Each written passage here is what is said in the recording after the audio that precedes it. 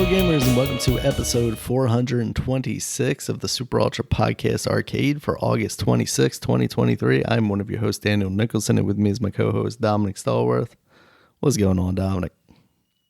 A lot's going on. But this week, I mean, we're in August now. Basically, next week will be the new month, and I'll probably do the covers. I'll do the covers then. But yeah, we're in August, man. School is up, man. School is about to be starting, or started for some people. And summer is almost over. It's almost over. They had to give us these last couple of days of hot fucking weather, though. After so many, we had some good week, and then they just said, like, you know what? We just let's turn off the heat a bit. Yeah, let's get this summer. We got to end the summer on a high note, with high temperatures. And but yeah, I'm just so happy that it's almost over. The summer kind of flew by, and I'm so glad of that. Thank God, because I hate the heat. And actually, overall, like the overall summer, I would say it wasn't that hot. It wasn't as hot as and I feel like it was as hot as last year, maybe. Yeah.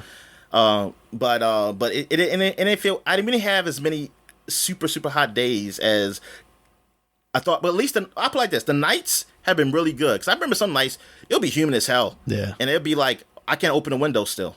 But it seemed like a lot of these nights I could have the window open without no problems. And yeah, I think God heard my prayers. He heard my prayers. But then he's going to say, break out any of the window units this year, so it hasn't felt like at least quite as bad as previous years. Yeah, but he's probably going to say, I'm going to blizzard the hell out of this winter. I hope not. Yeah, I hope not too. Yeah. All right. So I guess I'll get right into the sports. It's college week. I mean, the first week of college, which they call 0 week for reasons, because I guess they said, none of these big teams are playing. Even though one big team is playing, reasons. I know. Yeah, I know Notre Dame is playing. Oh, wow. They're ranked number 13, apparently, and they're playing against Navy. Oh. And so it's not that bad. I'm hoping Navy can at least cover the spread. If they can cover the spread, I'll be happy. So not that I bet, but that'll be my small victory, though, to say, yeah, we covered the spread in your face. Y'all should drop down a wink because y'all lost to y'all couldn't beat them as bad as you should have. But who else? I don't know who else is playing of note. I mean, that's only win because this Maryland team is in there. What else is there? Well, let me see here. Oh, yes, baseball. Big news. Steven Strasburg, pitcher for the Nationals, is retiring. Oh. Because of injuries. Ever since after the World Series, he's been plagued with injury. Well, he's been plagued with injuries his whole career, really. I mean, to be honest. But when he's playing, he is great. He has great outings. He could have been so much better than what his stats have shown. If the injuries didn't happen, man, I mean, that was really just the issue.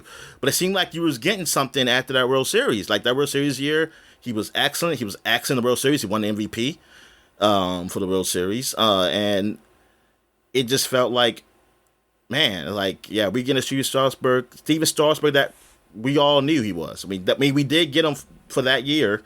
You got him other years too, but it's just unfortunate things happen. I just remember one year they had the pitch count year, but it's like, he only can do some of our pitches, so they got to shut him down. It was a lot of debate on that, saying like they should just play in the playoffs. Still, it's like this is what you play for, but people say we got to think about his future. So that's been a big debate of if he should have played or not. I know he didn't play.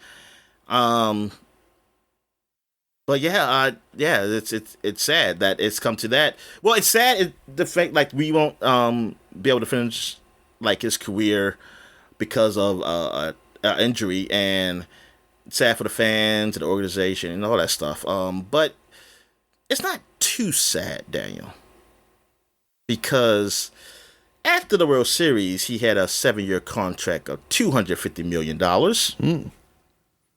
with no insurance. Oh. for the owners. I mean, for the organization. So he's taking home. He's gonna be taking home $250 million. He's getting the Bobby Bonilla money. That's what somebody said. But then somebody said, somebody said, no, it's not as bad as that because he won the World Series, but he got the contract after the World Series, though. Yeah. So they didn't have to pay him that money. They had the World Series. So that's I don't know. I'm like, it's just kind of close, but it's an injury. Bob O'Neill was never an injury. He just didn't turn out to be that good. He wasn't good enough to be worth that money. Right. While Strasburg, it Still one was of my an injury. Favorites, though. But I mean, he'll still get that money and whatever. Even though I know I saw the same deal. I think they are because the guy said that he said like he got that he said, so what? You still paying this guy 7 years, $250 million. And he said, I bet you the Mets would trade if they can get could have got a World Series for $250 million. They would have trade for that.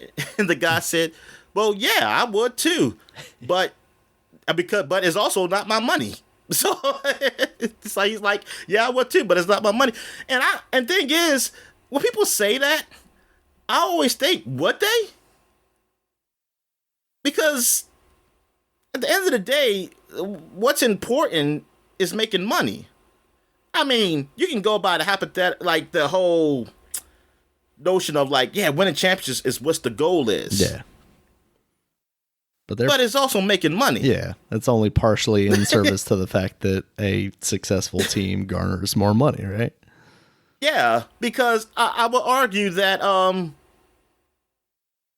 with the Cowboys trade all the money they have made since 1995 when they won a Super Bowl to get a Super Bowl, even 5 Super Bowls or something. I don't think so. I know I wouldn't. I'd say, nah, we're just fine. That's what I would say. I'll say we are just fine as being the most profitable organization in the world. The profitable sports organization in the world. Yeah. I mean, good God. Like, you see, I was like, people, y'all got to get out your feelings about this whole, sportsmanship and, like this stuff like just winning. Because, I mean, that's good for a fan. Like, you speak as a fan. That's what you would say. As a person who owns a team, I mean, yeah, you want to win, but you want your cake and eat it too. Yeah, that's what you want. If it's about giving up the money to win a championship, I think, they'll say we'll figure something else out. They say we'll figure something else. All right, if that was the case, the Orioles would be doing a whole lot more, wouldn't they? To spend. Still ain't signed that freaking deal yet. About like basically staying more years. Yeah. Barmore, which is it's so weird. It's like, but y'all freaking build the wall. We got the money to build the wall and shit, but still they signed this deal. It's like you couldn't just wait on the wall then. Like, if you're gonna leave, what's the point of you building that wall? Yeah. Like, I guess that's supposed to be the center to help move it forward, but it didn't move forward. So it's like, I hate this dude. It's like, God damn it! I like the teams I root for have, well, not anymore. Washington finally got rid of their owner, but the team I root for, my owners suck. All suck ass. What else? Speaking of like football, what Orioles still doing good. They're still number one. As you speak, 3 games in first place, so that's cool. Again, the football. So Washington did beat the Ravens to start the preseason streak. Boo. Ravens fans all pretending like they don't care. It's preseason. It doesn't count, Dominic. How dare you? Yeah, I mean, it don't. But I'm just saying that, I mean, it shouldn't. Yeah. But the Ravens fans, they were saying they don't care, but they did care because they cared enough to say, oh, all y'all did was beat y'all first strings played against y'all all playing your first strings like it's a regular season game. And I actually commented to somebody because I said we were I forgot what I said the record was, but we have a new quarterback who only played one game last year, so technically he's still somewhat of a rookie. Yeah. It's his second year, but he only played one game, and then we have we sucked. Why the hell wouldn't we play our starters? What sense does it make for us to be like y'all and have our quarterback benched? You have a seasoned quarterback, a franchise quarterback. Like, I expect y'all not to play. Yeah. I mean, I want to say I respect y'all not to play, but I mean, if you don't play, I understand you're not playing. Some people still play their stars. Some stars still play. I would expect them to play like a quarter or something just to get them warmed up. I mean, that's the whole point of a preseason game, right? Yeah, exactly. Like, but with Jackson, they're not playing. They're keeping it safe, and I guess they're just going to take the risk of being rusty the first couple of weeks. Yeah. But which like that's what some people do. They be rusty and then they come on. But like I'm like our team suck. I expect us to play somewhere, and then we didn't even play all our starters because like I didn't watch the game because I really don't care about preseason. Like I said, I just saw Twitter. And then when I really looked at it, I saw that, we didn't play all our starters. We just played the starters that you know the names of. Yeah. That's the only... And so it wasn't totally first string versus second string or third, whatever string you want to say. It's whatever. I heard some good things that our quarterback looked all right in the game, so I'm happy with that. But, yeah, it's not a big deal about winning. I do want us to get playing time because we're not a good team. We need to get you need people to freaking gel together, man, to get the chemistry going. It's like that. Yeah, it doesn't make sense for us to do that. I mean, yeah, if you feel like your team is that good that you don't have to, that's fine. But I never felt that about the Skins in my whole freaking life. It's also, because when I started watching football, I never felt that about the Skins. I never thought like, don't play him. I mean, I think only time, like, I think when RG3 didn't really play a preseason only because he was somewhat injured. So it was like, that's understandable. I was like, but if he could have played, I think I would have wanted him to play something. Because at the end of the day, it's football. And football, look, you can't avoid it, man. I mean, I understand it. Like, but it's a contact sport. People get injured. You just accept it. Somebody's gonna get injured. Somebody's gonna be out a year. It's gonna be somebody who's a superstar is gonna get hurt. It happens. All right. What else happened? Anything else happened big in football? It might have. I just haven't been watching the news a lot. But I know. Shannon Sharp is going to be on ESPN now. Oh, he's going to be across from Stephen A. Smith certain days, not all the whole week. Stephen A. Smith's supposed to be having some different other guys come on too. But yeah, Shannon Sharp is going to be there. So because he had left Fox, and then Skip Bayless did an announcement. They're getting, he's having different guys like each and every day, including Lil Wayne. Okay. Who does the intro for the show. I mean, he's been doing the intro since it started. It's a nice intro. But I don't like Lil Wayne, honestly. I don't like the dude. His music was all right. I enjoyed it. But that's it. Like him, when I heard him talk about certain things in politics and see what he does, I'm like, nah, this ain't the dude, like, I don't care to see talk about anything else other than rap. Yeah. I don't like seeing him. Yeah, he's just one of those dudes. I like to see what he does to get to where he is. Like, but anything outside of I say politics. Sorry. Anything outside of rap, I don't want to hear him talk about. And I don't care about. But sports is fine. But I don't care about him talking about sports though. But it's fine because it's just sports. Right. But and then there's some guys who used to be on ESPN. Keyshawn Johnson. Sherman was on NFL Network, I believe. Excuse me. I think he was on NFL Network, or NFL Network, or Amazon Prime, or what is Amazon Prime? I don't fucking don't know. But he was on something else. I think he appeared on ESPN every now and then, though, just to like an interview, like did ask him some questions and stuff. But somebody joked that said basically this was the trade package. Like they traded Shannon Sharp and they got the ESPN people leftovers. This is what they traded. Because like the other guys were people who got laid off from ESPN, and their recent layoff. So yeah, I mean I'm not watching either show because I don't like Skip. I used to like him, but it got really old.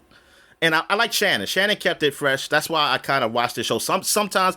But it was really, I didn't watch it all the time though, because some of the topics, I could tell that I could play like this. I felt Shannon, maybe he was speaking from something he really felt sometimes, but Skip, I didn't. I think he was just playing along like it was the show. Like he doesn't believe everything he says. And that's how I feel about Stephen A. Smith. And Stephen A. Smith, like when it was Skip and him, I would watch them sometimes. It was enjoyable. Or before when it was just Skip and some these guys I didn't even know, but I actually liked it then. But then it became like just a shouting match and stuff, which it's sometimes fun to watch, but not all the time. Yeah. And I don't believe what they say. Like I said, I don't believe they believe everything they say. They're doing it for entertainment because there's only two people. If you agree with the other guy on a lot of topics, it's not going to be fun. Like you're not going to, because you want to debate. Right. And so, but it creates a problem because it'll be like, now do I believe this is real then? Because I can't believe that they just disagree this much on things. But yeah, and then some of the arguments, that's what it comes down to. It's like, okay, you can be fake, but you gotta give a good fake argument too. And a lot of times these arguments that these guys do, they're not, you can tell it's like, you don't believe what you say. They're not convincing. If you did, yeah, it's like, because I know you're not that stupid. I mean, you're not. Yeah, so I don't think you believe, because you making that being your argument, like, even though it's, there's all opinions, but that being like your argument is like, what kind of debate is this? It's like, nah, man, you better at this. Nah, you're not basing this off of facts. Yeah. So yeah, that's why I don't really care for those shows anyway. And that's what it seems like these shows have really become. Even my favorite show that I used to like on Fox, with Nick Wright, because Nick Wright, I feel like Nick Wright is that guy. I feel like the other two guys say what they generally feel, and Nick Wright purposely will say something that he doesn't believe in just to make it a show.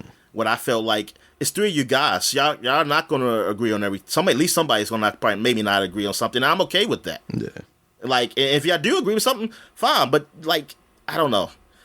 And it's like, if they do agree on something, they got to find a little something different with that agreement to make it almost like, oh, I agree with you, but more something. I don't know. It's what, it's like, maybe it's just out of my, maybe it's just my age. I don't know. Maybe because maybe I was younger, I would just be still into that stuff.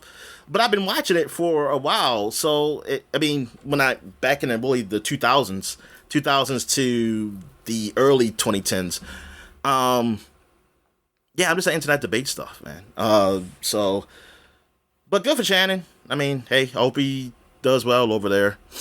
And any other sports stuff, basketball, some shit stuff happening, but I don't care. I think that's it. So any wrestling news? Damn, I spent 26 fucking minutes. Well, no, we've been recording for a while. Oh yeah. Yeah. So there is some wrestling news. First up, talk a little bit about All In. That is happening this weekend. That is AEW's big show that is going to be happening at Wembley Stadium in London. So that is that is huge for them. I think they sold like 80,000 tickets or something like that. Oh, so not Wimbledon, but Wembley. Yeah, okay. Wembley. the false Wimbledon. So I was joking. I don't. So Is that the stadium where they play football? Yeah. Well, The American Americana? football. I'm not. Yeah. I'm not sure, to be honest with you. I would assume that they have definitely held NFL games there because it's like the biggest stadium in the UK. Maybe it is. Maybe it is that stadium. Then. Yeah. So it might be where they do that. But it's kind of funny because like when this was first announced, everybody was like fantasy booking about how, these huge matches that would happen, like Will Ospreay versus Kenny Omega 3 and stuff like that. And instead we got like Will Ospreay versus Chris Jericho. And we're quickly coming to the point where like Chris Jericho can still be fun on screen, but we're not really looking forward to seeing a Chris Jericho match. And instead you're getting like a tag team match with Kenny Omega in it. So it's kind of like,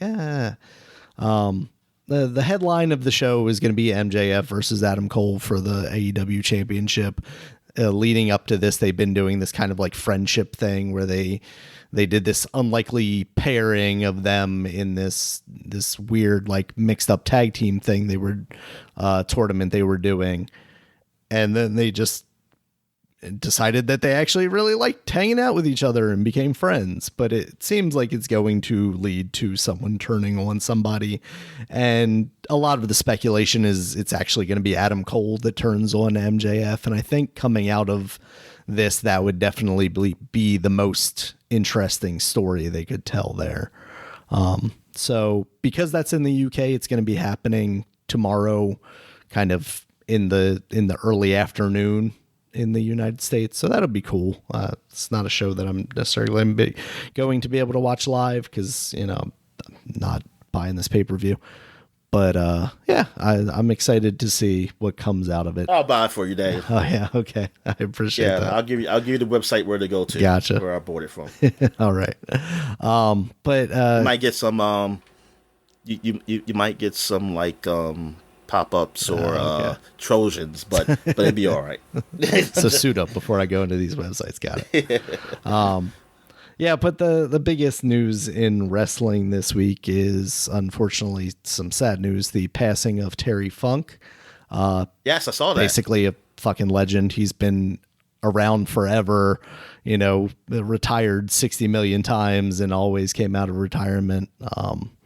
But he has passed away. And then one that's kind of overshadowed his passing, Bray Wyatt actually passed away. He's been off of television for a while now. All of the kind of rumors were that he was dealing with some kind of illness. But the recent talk of it was basically he was recovering and was potentially going to be back soon. And then a couple of days ago, he had a heart attack, apparently, possibly due to some illnesses that he was dealing with. And then apparently earlier in the year, he got COVID, and the combination of those things apparently kind of exacerbated whatever he was dealing with, and he passed away. And that is insane. He's a guy that's basically our age, and to lose him basically around 2 years after Brody Lee passed away, who was another guy that was part of the Wyatt family, kind of in very similar ways. With Brody Lee, it was also, he disappeared from television. There wasn't a lot of talk about what was going on with him. And then all of a sudden you just got the news that he had passed, leaving behind, a relatively large family, a couple of kids and his wife. And that's the same case with Bray Wyatt. It's just really devastating. So on SmackDown last night, they did kind of a tribute show. They had video packages for him and Terry Funk, and they also had, some matches that were kind of, as a celebration of him. The main event was Finn Balor versus LA Knight. LA Knight was the last guy that Bray Wyatt had a match with, and Finn Balor was kind of the first guy that faced him when he came back as the Fiend character that he came up with.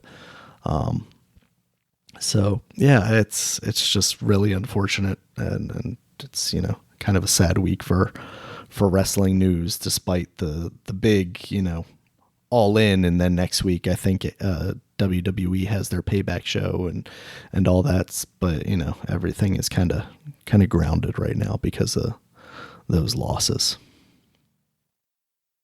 All right. Oh, I forgot to mention in the Orioles game yesterday, our closer got hurt, man. He was just one strike away from finishing the game, and then Shit. he had to leave. They said it looked like it was something arm related. We just hope it's not serious. I guess we'll find out more today. But man, that was suck because he's been relief player of the month for 3 months. Oh wow. Out of this baseball season. Yeah, I saw a lot of stuff on Twitter about, like prayers for him, but I never actually saw what had happened. Yeah, I mean, it didn't look like nothing, but you just saw him just like after he did the pitch, and then it looked like he went down funny, but I think, so first some people thought it was like the knee. They said the knee because he had some knee problems before, but it wasn't that, and he just like people just came out and it looked like he just couldn't do something and he just walked off the field. My sister was at the game because she sent me question marks like, what happened? Mm-hmm. And yeah, I was like, I think he must have hurt himself. But yeah, that sucked. But the guy came in and just got the strike. Like the guy threw one pitch and struck the guy out, so the game was over. But it's just unfortunate that he got hurt because he has won a lot of games for us, man, and he's been excellent for us. So we definitely need him for the postseason. All right, so I guess we go to what we've been watching. So have you watched anything? Nothing really of note. No. Have I watched anything? Did I put anything down up here? No, you don't have anything. I don't have nothing. Damn. Did you finish off that Justified? Well, it's not over yet. Oh, okay.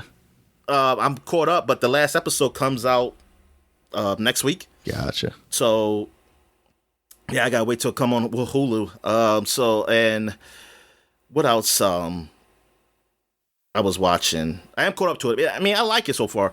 It's different from the other Justified because it deals with one case, like this whole season. While the other Justifieds, there will be a story, that continues on, but it seems like he was still going after different guys, Gotcha. like almost every episode. But it's been good. I have enjoyed it.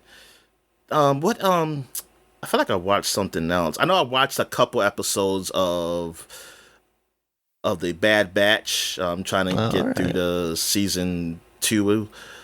And because I got Crunchyroll, so I've been watching some stuff up there. That show Mashley, which is Muscle and Magic, together. The Harry Potter one, right? It's the Harry Potter spoof one. It's all right. Because they had another new episode for the English dub version anyway. So the superior version, what I like to call it. I call it superior. I was joking. So I had caught up with that. It's another show that I just wanted to put in the background while I was doing something. It's called, okay, I forgot the name, but it's basically about a vending machine, a boy who's been reincarnated as a vending machine. And he's in the world that's kind of like an MMO kind of world. Okay. Where it's like quests and all this stuff. And he gets his points by people buying his items. And then he can level up where he can change his items to something more and get that costs a little bit more, but it gives him more experience to do that. I know he can put up a barrier, apparently. And I think he's trying to find a way for he can speak to people because he only can say what he's kind of programmed to say. So the girl did like something, say, hey, you say this to mean yes, and you say something to mean no, and then they kind of work things out there. It is so fucking weird. It is so. I mean, and then like because these people they kind of live in kind of that old type of like medieval kind of times too. So the food that he gives is kind of weird for them, but they like it. It's oh man, this tastes good, and like soup in a cup or something, and or like some drink. I think he finally got something where they got soda because he had water before.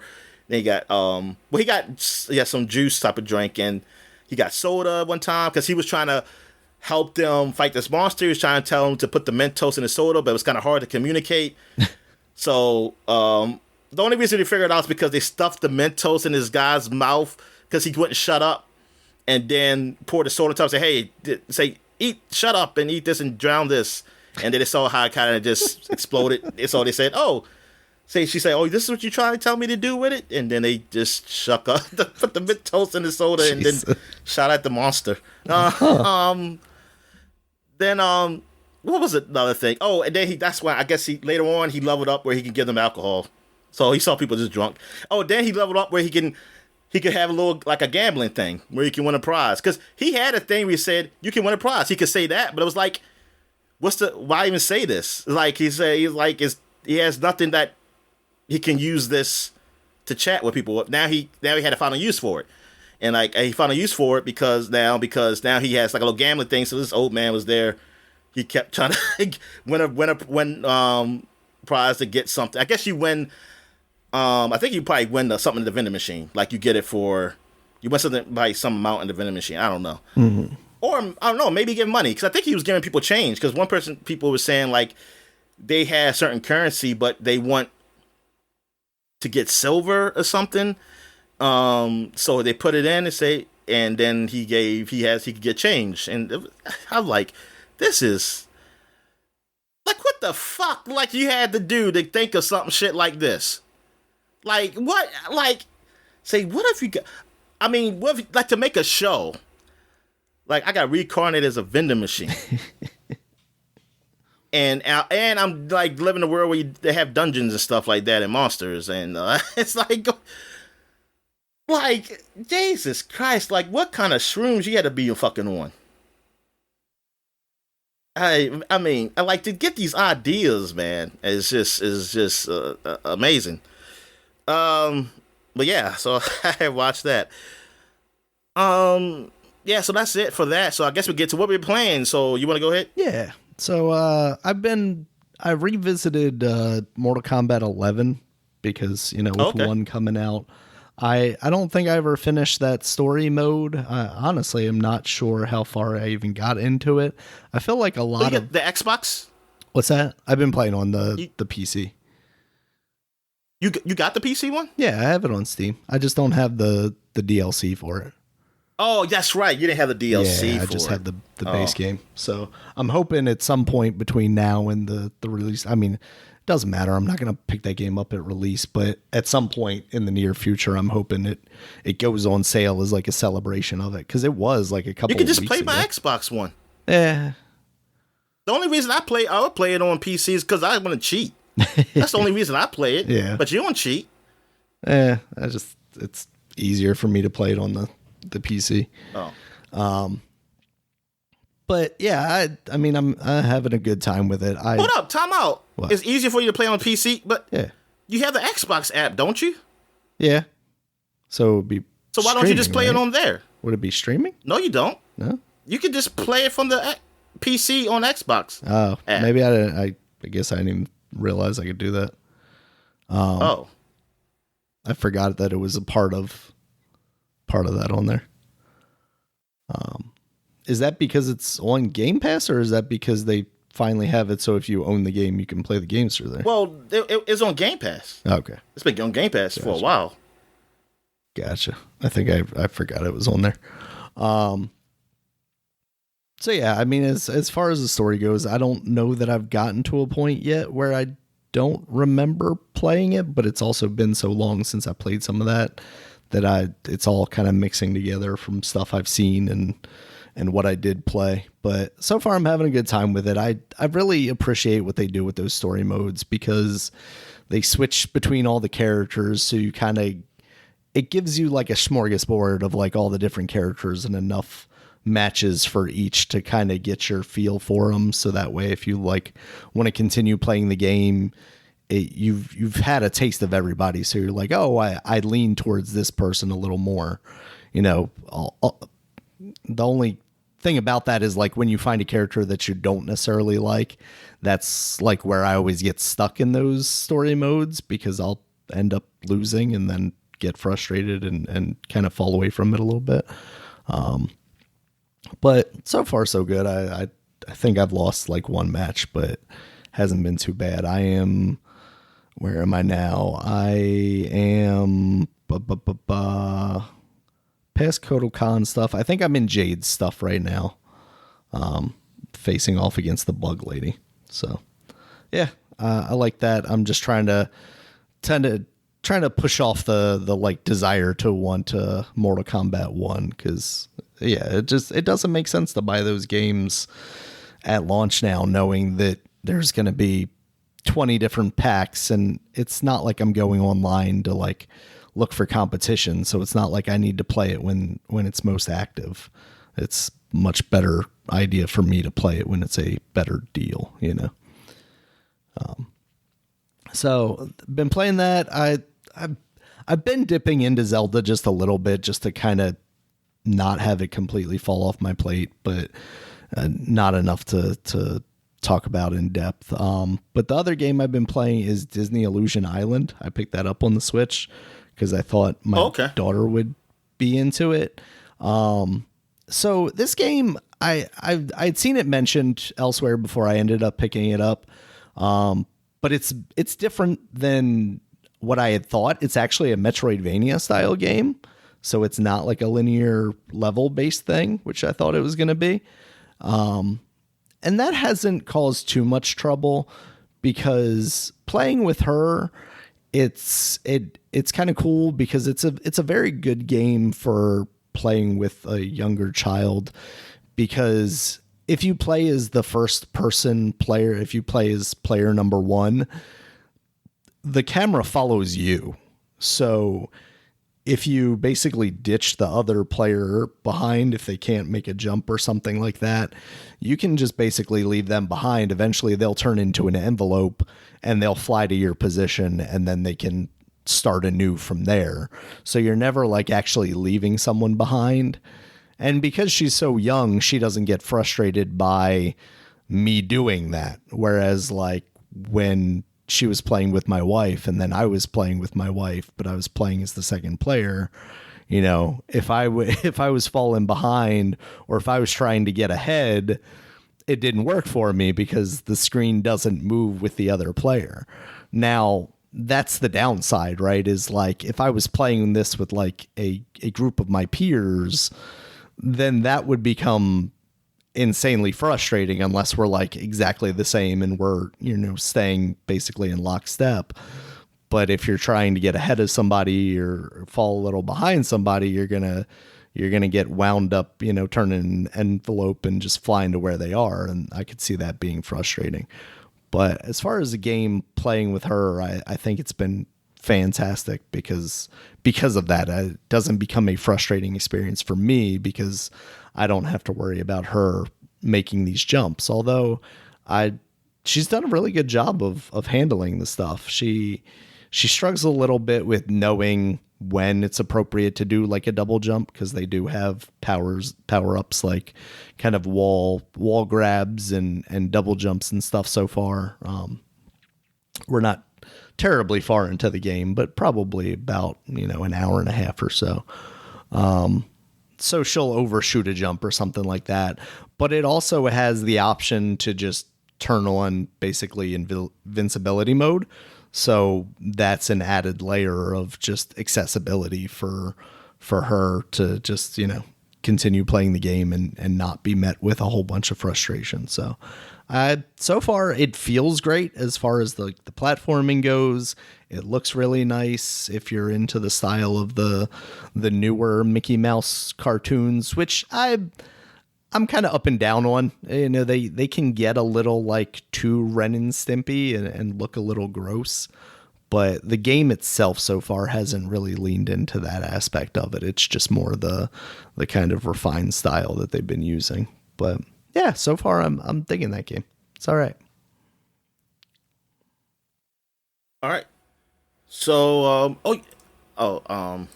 nothing. I'll mention in game news. Okay. But all right. So what games have I played? I've been playing some more Judgment. So I am in chapter 6, I think, right now. Still enjoying that game. Though I will say that I don't really like the chase scenes.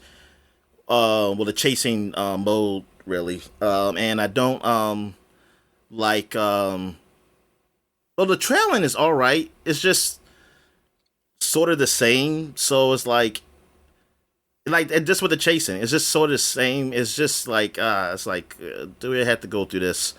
Hey, it's like I'd rather just watch. I would rather just watch CG, like the video of him chasing them, and then get to the point where I fight him. Like I don't all the stuff in the middle and the trailing. Sometimes it's I think actually that's probably a little bit more fun. I think I'd rather do that because it's not overly difficult. I can deal with that. I do got it on PC now, so I can put my cheats on, so that makes things a whole lot more fun, and it looks so much better. Also, I almost finished Mass Effect 2, like both the female evil Shepard and the good male Shepard, because men are better. And women are evil. But I was joking. No, but she's not evil, but like I said before, she just does things a little more harshly. And when I played, I forgot which version was this. Was this the good or the bad? I think maybe it was the bad version one. Okay, I got everybody loyal. Like everybody's loyal on both my guys. Like thing is, I had to purposely do things so I could see people to die when I originally played this game, because I was like, so all you have to do is get their loyalty up, everybody live, and say, darn, well, I was going to do that regardless because I like to do everything in the game. So I thought it was like a certain choice I had to make. And I guess there is. Apparently, I just never had it happen before, that I had everybody loyalty up and somebody did die. It's like if you choose to have a certain team that stays back to hold the line, basically, as you go fight the big giant mech thing, Reaper. So somebody would die, and like some people say it's usually Moreland, because I saw Moreland dead. I was like, I did his loyalty mission. I thought it was a glitch. I said, oh man, it's a glitch in the game. They killed Moreland Morden because of whatever. They must think I didn't do his his loyalty mission. But then I had looked it up and saw that, if you take these people with you, this will happen. And I said, I didn't know that, because I took Zaid and Grunt with me, because those are kind of like my main. I figure like I get the two people who won't question me when I do something wrong. Because I'm like, I don't need these any fuckers ain't morals gonna, in here. Yeah, these fuckers ain't gonna question me on shit. So when I give this shit to the elusive man, they won't say shit. Even though Grunt does say something, I think, on the ship after you give the base to the elusive man. You let him have the base instead of blowing it up. Basically everybody does though. And that's what I find, like, y'all could have done something different, BioWare. Like that was too binary. Like there's everybody, well, except for I think Garrus. I think Garrus actually says, having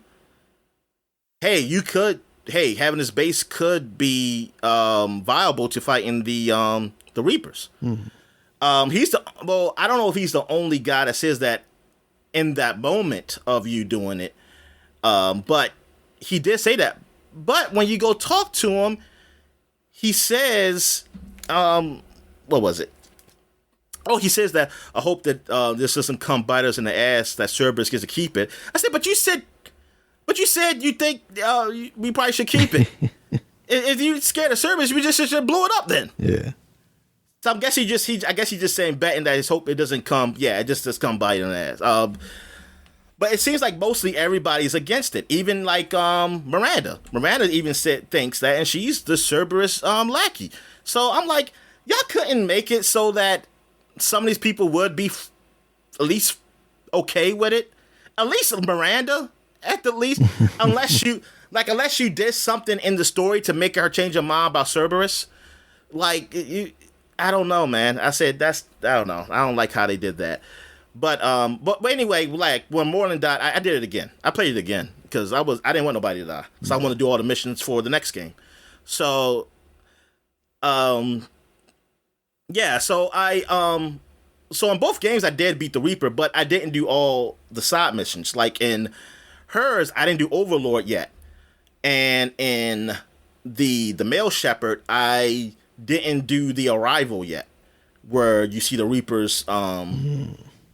They could be coming. They come to like through the mass relay, and you got blow it up. So that was the last DLC for Mass Effect 2. So I haven't done that yet. Now, also in the female Shepherd, I didn't let Legion come alive. Like I didn't. I gave Legion to Cerberus. So he won't be there. Because I don't think I ever played it that way, where there was no Legion. I think I always had Legion. I just chose something different in the third game. No, I just chose if I changed the minds of the other in his loyalty mission. If I changed the programming of the other Geth to be on the normal Geth side, like the heretics, they call them the heretics that go for the Reapers. That the heretics will become normal Geth, or I just blew up the base. And because they were supposed to be questioning, like, hey, these are living beings. They're sentient. That would you force them to change, like force them to brainwash them, basically. Like I guess they try and crash that morality. Whereas I look at it as, yes, that's totally fine to do that because they aren't gonna change their minds, and I'm gonna kill them all. I'm about to kill them all. So I'm saying. Well, I'm not saying as a good thing. Well, first of all, they're machines. So they believe what they believe. And now, if I could talk to them to change their minds, if you want to go that route, but the way he says is that, like, what we're going to do is blow it up anyway, so they're going to die. So I'm like, well, then fuck it. Then we change. Then we fucking what you would call brainwashing. They don't have no brains. They're machines. We'll do that then. Shit. I mean, hey, you want to be real? We're the fucking gods here. All right, they were made by. I mean, I had what's her name? Damn. Tally with me. I had Tally with me. So, well, actually, I think she was she questioning it. Oh, fuck her. But anyway, we're the fucking gods here. They were made by us. Well, they're technically made by the Quarians. So it's like. Whatever, man. I'm gonna change their minds so they won't kill me. Okay, so there you go. It's better than me just blowing them up. All right. What else have I played? I did try that PS5 streaming. Like I streamed from Daniel's PS5 to my computer. I'm gonna see how well it worked out with that, and because that new handheld is coming out. Is it for the PS5, the Portal? So I was like, well, they say that you don't have to be in the same network. You can use the Portal away, but you know it's about good connection. So we had fairly good connection, both of us. So I did it, and at first it came out blurry. It was blurry at first, but then after a while it cleared up a bit, and it worked all right. There wasn't really controller lag. I mean, I had a problem with the controller like staying hooked in at first, but once I got that going, it seemed to work. But that seems more of like a software issue with PlayStation and its system instead of really the streaming. Like it seemed like it was software more of it, like with the either programming with the Windows or whatever. Um, but it worked pretty all right. It worked pretty okay. So that's good. That's cool. But I am wondering with that portal, like, how well does it work? Like, you go into an internet cafe or something. Like, what's it gonna play like there, or I don't know. I don't know if you can I tether my phone to it and get a decent well, that's what I connection think you can. I think somebody said you can use it as a you can use it as a hot. I think somebody said they use their backbone like that. Yeah. I'm sure you can. I just wonder what the experience is going to be like off of that. I mean, Yeah, we have 5G exactly. now. You know, allegedly that's supposed to be great speeds or whatever. But yeah, we'll see. Yeah, I'm curious about that too. Also, I played the new game that's supposed to be like the spiritual successor to Jet Set Radio, or Jet Grind Radio. I guess whatever. Which one's the first one? Grind. I don't remember. Check Grind Radio, I think. Yeah. Play Bomb Rush Cyberfunk. I think we talked about this game, right? But I totally forgot. I just saw it like out there and saw some reviews for it, and I was like, oh. So I tried it, and I mean, I don't remember really Jet Grind Radio. I didn't really play a lot of it. So, but playing this, I mean, it's fine. Like, I have no problems. Like, pulling off tricks is super easy. Like, it's not like a Tony Hawk or anything. And the when you're doing the tagging, they have it where you gotta just follow the lines, like with your with the analog stick. Yeah. Of where to go. I don't remember. See, I don't remember playing. I don't even remember tagging it. I don't think I played enough to tag something in Jet Grind Radio to even know what the hell you did in that. Yeah. To tag. But it's just like that, old beats and stuff like that. And well, it seems I don't really know what the story is, but it seems like basically you're rebellious to the corporations. But anyway, you were in jail, you got out, then you got decapitated. And now you got a head of a robot, and you're trying to get your head back. So yeah, that's the interesting. That's the gist of it. And I was like, oh, so I just didn't just die, like, because I saw like the cutscene when you left, like, which is when you break it out of jail, like, because basically the breaking out of jail is basically the tutorial stuff, and then I saw the head come off. I was like, oh shit. Oh, so I guess I'm playing another character. I guess this is like you're playing one guy, whatever. And like the guy you are is somebody who's supposed to be really famous or something, who's like I guess a huge rebel. I don't know. But now they say you're trying to get your head back because corporations got. I guess they can get something from your brain or something. Still, I don't know. But I mean, I just feel like if you like Jet Set Radio or Jet Grind Radio, you'll like this game. I mean, I saw some decent reviews for this game. And I mean, the art style and stuff, it's all right. I mean, it's really simple. I don't know how much the game costs though, because I just borrowed it while playing it off of somebody else. But it just seems like it's that. I don't know if it's something I could complete, but I just wanted to try it out a bit. I think I record some of it. Looks like it's $40 on Steam right now. I don't know if don't ask me if that's worth it. It could be. I don't know how long this game is. Yeah. Jet Set Radio is one of those things that, like, looking at it from the outside in, when it came out on Dreamcast, I always thought it was a really cool game. And then once it eventually made its way to, like, Xbox 360, Xbox Live games, playing it, I was like, oh, yeah, this isn't the game that I wanted it to be. And maybe, you know, back in the day, you know, 5 years earlier or whenever, when that game originally came out, it was a little more modern feeling and you know, was better, but, you know, coming to it after the fact felt a little, you know, watered down.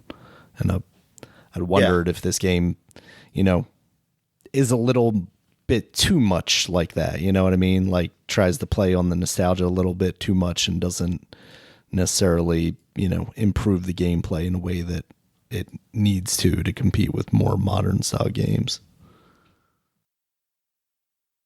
All right. So what else we have? We got Marvel Snap. I played, and yeah, I've been playing tons of that. I've been getting some loot drops on Twitch. I think I got them all that I can. So now I'll be done with that until they do another one, and I have to go watch some streamers. But I just had them on like in the background so I can get those credits. And well, they give some cosmetic stuff, like they give you a new Dino card and a new damn, what's that girl name? The girl will be with Donald, the Moon dinosaur. Girl. Moon Girl, yeah. Like variations, and then they like some other stuff like the little profile stuff you can have on each card and the things of that nature. But I really just wanted the credits so I can help level up cards, so I can get more cards, and yeah. And unfortunately, I didn't unlock more. I unlocked other variants of other cards, which I don't care about because I want new cards. Yeah. But I'm trying to get to that one where you're guaranteed to get a card, and I just hope it's the card I want. I really, between them, I don't know. It's like I don't really care about this group. The only reason I care about X23 is because there is a weekend quest of if you have X23 in your deck, and if you win so many matches, you'll get these tokens. And I only need a few tokens to get a new card. Oh. So I kind of want to get that just to complete that mission. But I don't know. I don't really care to have her now because I think the decks with her in it seem like I'm missing too many cards for the good decks anyway. There seems to be. Oh, I'm sorry. I got a replay going of watching baseball games, like the top game, and like it looked like everybody was coming out the dugout and stuff, man. But nothing happened. All right. What else we have? I have here. Oh, but what Marvel Snap? Yeah, I'm getting. I feel like I'm getting closer to hitting the wall of that. Man, I can't. It's things just going to take forever to do. Like I'm just going to stick with this one deck. That's what it seems like right now, until I get the cards I need, and it's just going to take probably forever to get them. But I mean, I enjoy playing the game, but until I get to a point where I don't enjoy playing the game, then because if I'm not getting the cards I want, I mean, it's just I feel like that's going to become the thing that stops me. Is because if it's going to take up super long to get me these cards, the game is not going to hold me enough. I'm probably going to have to take a long break from it or something. But I feel like I'm closer to the end than my start, unless they change, unless something gets changed where I can unlock cards faster or something. I'm just hoping that. I mean, I know people will say, or even they will say, is that look, the point of the game is the card, so they got to keep you staying with it, and they want you to pay money so you can get it. I'm just hoping that people like cosmetics more, because it seems like they do. Because I've seen people at Fortnite, and I'm just hoping, hey, let me get the card. You can just make it look ugly. I don't give a shit. It's like so just give me like the most basic version of like some of these cards. I don't care, because thing is, when I unlock a variant, some of these variants are worse than the original, and and I think people they did say they're going to tone down the pixelated ones because they were giving that away a lot, and. And I ain't like none of them. I was like, this, it's cute. That is like, at first it's like cute, like just to see. So yeah, okay. But then you keep unlocking and say, okay, I don't really want to change these things to like these pixelated looking ones. Right. Like I'm okay with the original. Like, yeah, I wish they would give you something like, hey, do you want this or do you want to trade it for credits? They're like, yes, credits. Give me something, damn. Because I did not like these cards. What else? Say about the game. Yeah, nothing else. And I played a little bit of Halo because I was trying to unlock a rewards mission on the Xbox where they said you have to do something. I forgot what you had to do.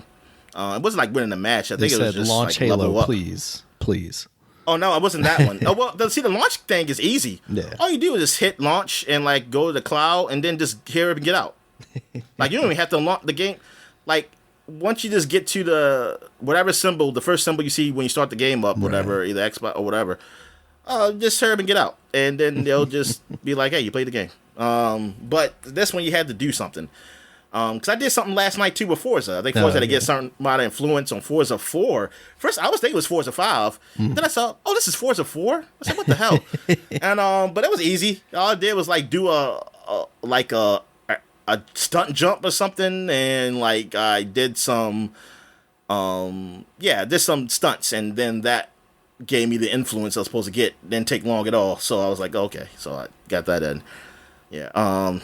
Yeah, I'm hoping I can win this Barbie set, Xbox set they got up here. Xbox Series X. I've been putting in things to win the contest for that. I've been putting in for all the contests, even that Drake contest. Even though they probably have stipulations. I wanted to have stipulations where you can't sell the tickets or something, because I like, well, I would go. I would just go just to say, because they do give you money and stuff, stipend and something. I just go. I wouldn't even go to the concert though. I say I stay in a hotel. I stay in the hotel. I just use this money to shop around, basically. I don't need to go to the concert. Yeah, so that's it. So that's all I played. So I guess we'll take a quick break. When we get back, we get to the flashback segment. All right. And we're back. And then we're flashbacking to 2013, 10 years ago. This is the last flashback segment of the month. So we're just going to clean house and just go all the way to the end, to August 30th. And what we got here is Charlie Murder was on the Xbox Live Arcade. This was an Xbox Live first party game, and it was fun. I don't think I ever bought it. I think I got it. I don't think I bought it. Maybe it was like one of those free Xbox games of the month I got. And yeah, and I think it's like it was a beat 'em up. It was online because my friends said like we played it because we was like, hey, we played Castle Crashers, we played Scott Pilgrim. What else? Scott Pilgrim, and like so there's like Charlie Murder, and so it was like Charlie Murder. It was fun. I mean, it had like you can you had different characters. You have things you can level up on the characters and stuff like that. It had like a little punk rock kind of look to it, like kind of vibe, super sketchy with it. Yeah. So, but it was cool. I never completed it. I always wanted to go back to it, but it never came as a backwards compatible game to Xbox, which is very surprising because it was their game. And I just always thought it was going to come eventually. And I'm kind of amazed that it didn't. And now we will talk about later on with the Xbox 360 store closing, that's kind of sad, and I kind of want to know why this game has been missed. And of all the crappy games they've been giving away, this could have been one game they could have gave away. That is actually pretty decent. Yeah. It's a small game, but like it's not really known or well known, but it's a good game compared to some of those other games. So it kind of sucks, and it seemed like it wouldn't cost that much money, as being as that's their game. But I don't know. I don't know the reason. All right. You got anything to say about Charlie Murder? No, I didn't play too much of it. I always thought it seemed cool, but I didn't spend too much time with it. Yeah. All right. So now we got, oh man, I did not even realize it was on the list. Gone Home was 10 years ago. I remember hearing this on podcasts a lot. And this is basically like the first walking simulator big game, really. I see people talking about it like I play it, like says it's no, you don't really play it, like it's not like a regular game and stuff. And I was just like, what the fuck is it? So you experience it though.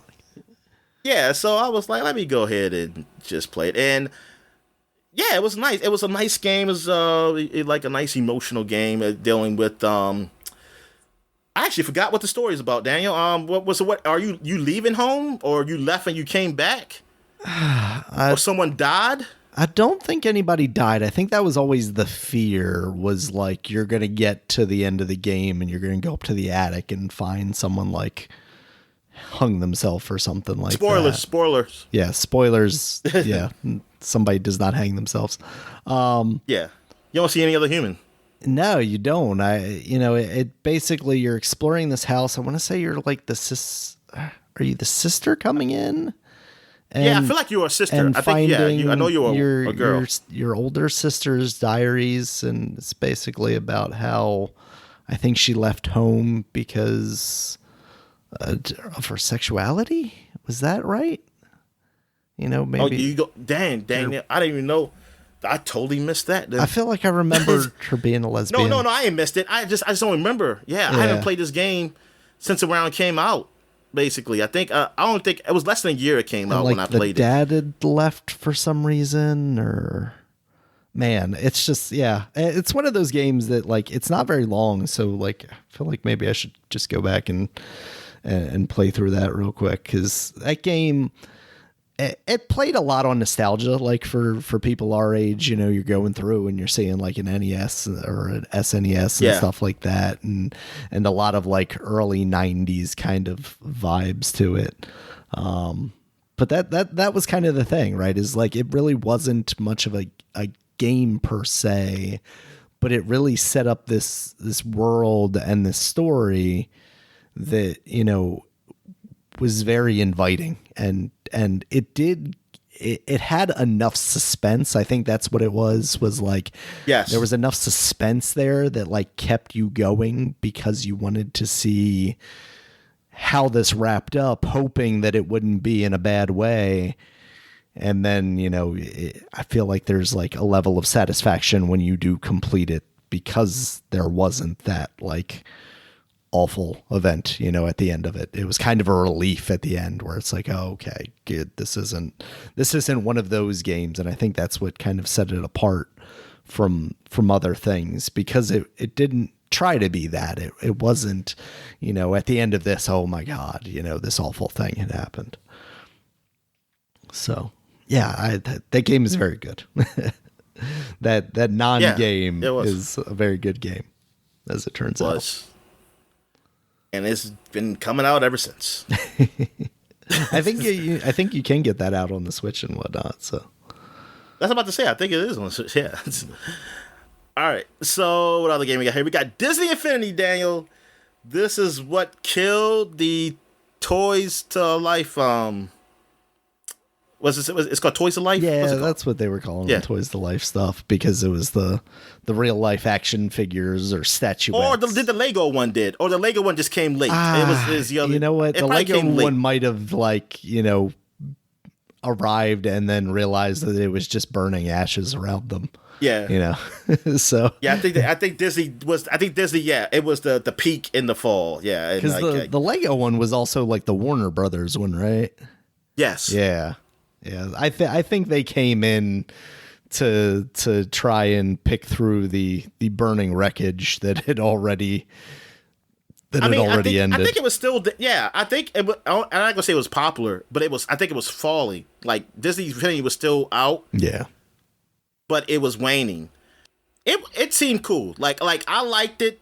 Like just because like it had that nice little cartoon kind of look, and you had all the Disney characters from everywhere, then because they brought in Pixar. Then when they got Star Wars, this because it kind of happened around the same time Disney got Star Wars, and Marvel. So they got Marvel. Well, Marvel it was a little bit before. They already had Marvel, but you knew that was coming. But when the Star Wars came, it was like, yeah, they got all this stuff here, and you can play with the Pixar guys, with the Mickey Mouse, with Spider-Man, and with I get like with Luke Skywalker or something. But and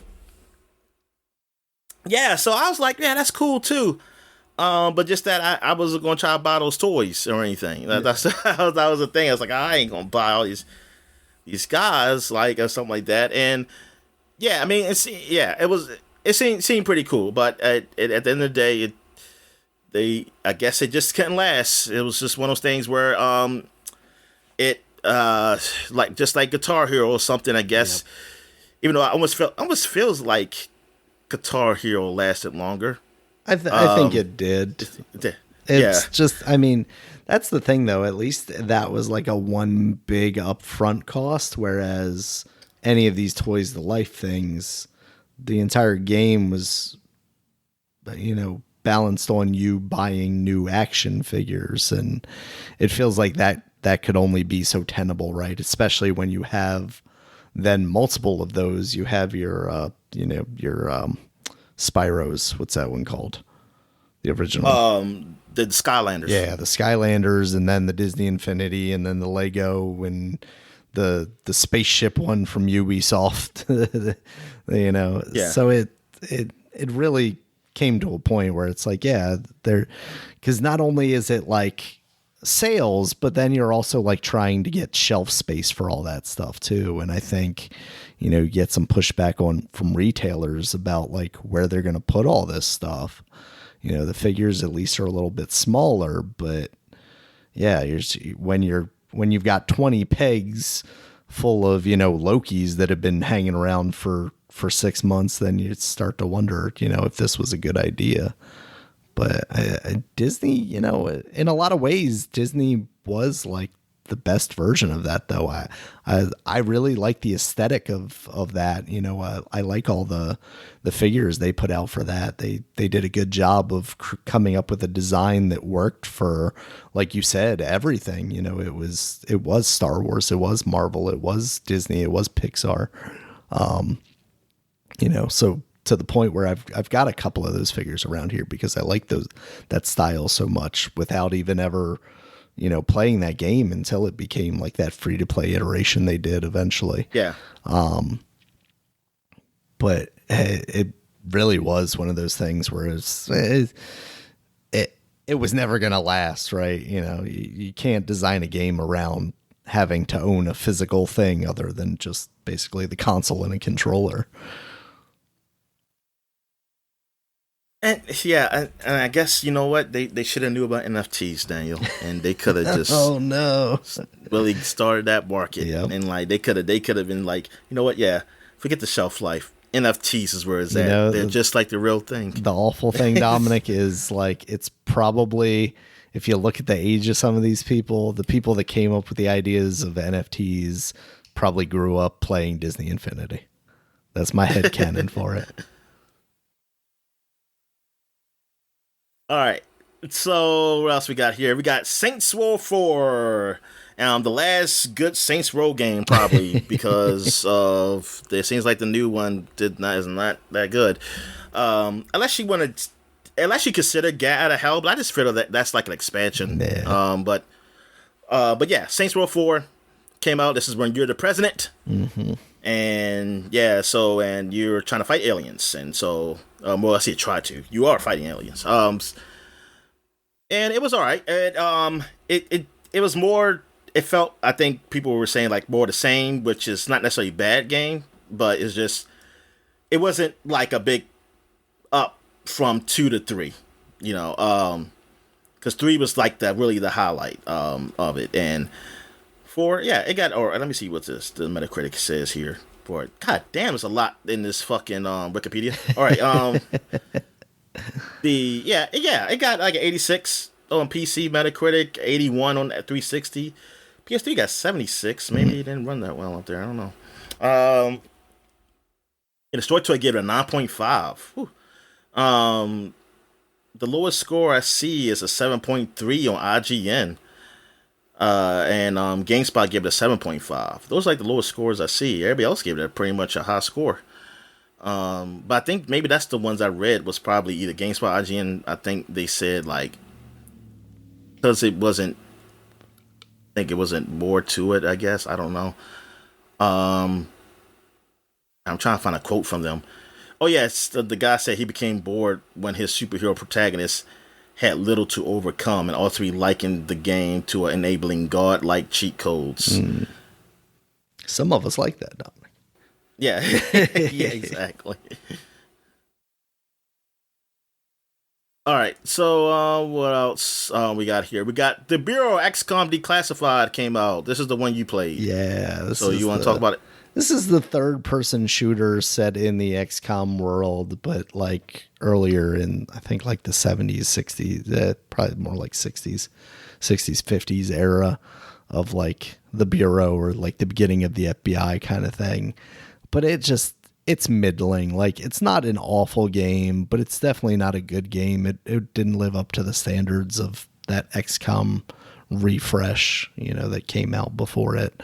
And it just didn't work for me. So I eventually fell off of it pretty quickly. I think I kept pushing to try and get to the end of it, and eventually I was just like, I'm not having fun anymore. I'm going to make the active decision to not go back to this anymore. Oh, okay. Here's another game you played. Did I play this one too? I don't remember. I don't know. I don't know if I played this one. I think I played the one before this one.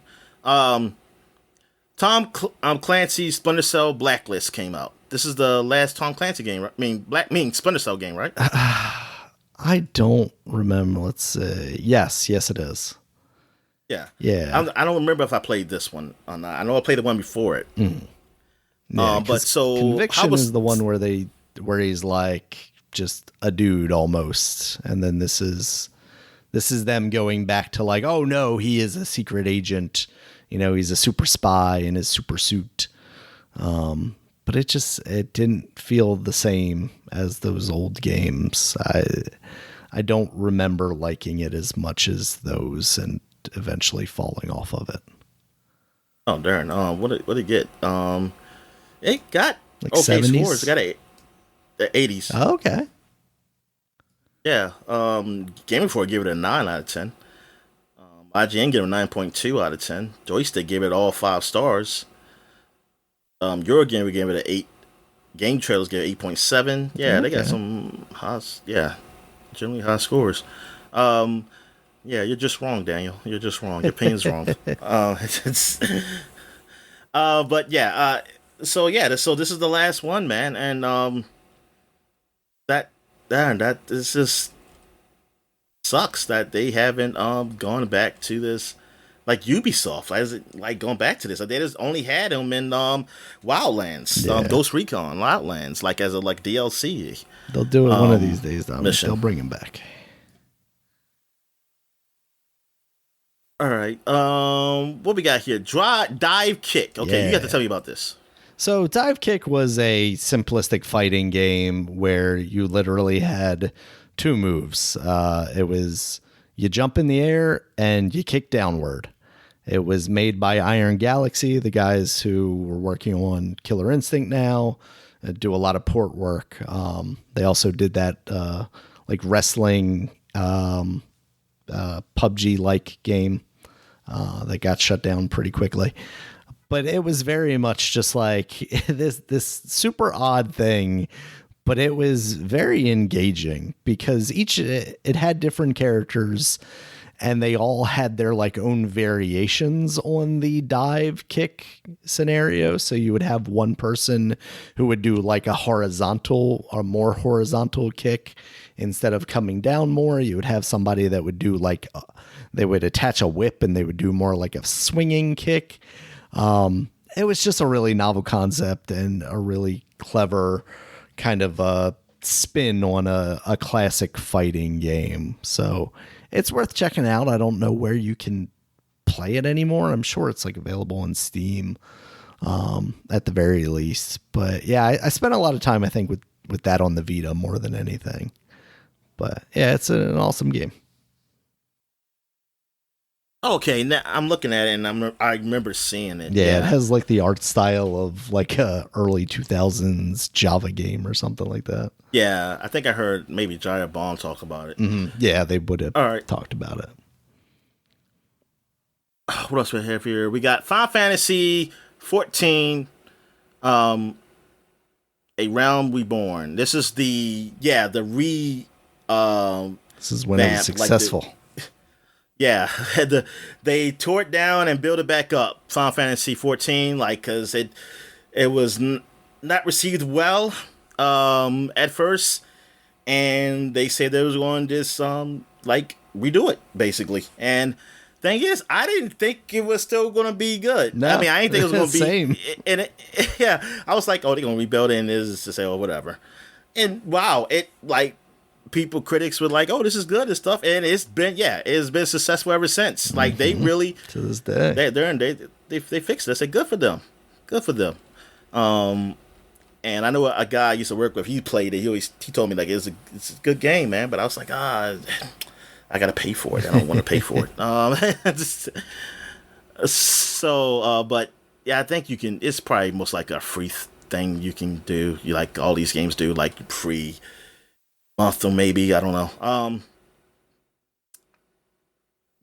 So you haven't played either, right? No, I never ended up playing it. Yeah. But yeah. So I mean, basically, I just know that it's been done well. It's on every system. Well, it's going to be on the Xbox Series X. Yeah. It was not on the Xbox One, but yeah, it's going to be on. Now it's going to be all the current gen systems, so it's going to be available for everybody to play at some point, and that's cool. And it's cool that it's that popular. 10 years. It's been 10 years, man. Yeah. That's wild. So that's awesome. Like, how many years was it from when it sucked? That's a good question. What year did that originally come out? It came out in 2010. Okay. September 2010. So that was 3 years. 3 years, yeah. Wow. That's 3 games years of just dealing with that game, and then they were like, I mean, just like the level of restructuring they gave that game to make it successful is incredible. Yeah, one of these I'm going to read, like, 'cause since I never played it, I want to read, like, what did they change? Like, what was the problem and what did they do? From even graphically looking at it, looks different. Mm-hmm. But, like, darn, like, for them to do that, it's basically a new game. My impression was always, they basically burned it to the ground and just made a whole new game. Because I was just saying, because it doesn't look the same at all. I mean, it looks different. Yeah. I mean, it's the same type of world, but I mean, it's just like you said, like that never existed. It's like say fuck that game. They say that game, is gone, and here we go. They should do what Warcraft did. Say, hey, come on, you can play the original Final Fantasy Classic. Yeah, classic. Yeah, Final Fantasy 14 Classic. Don't give them ideas. All right.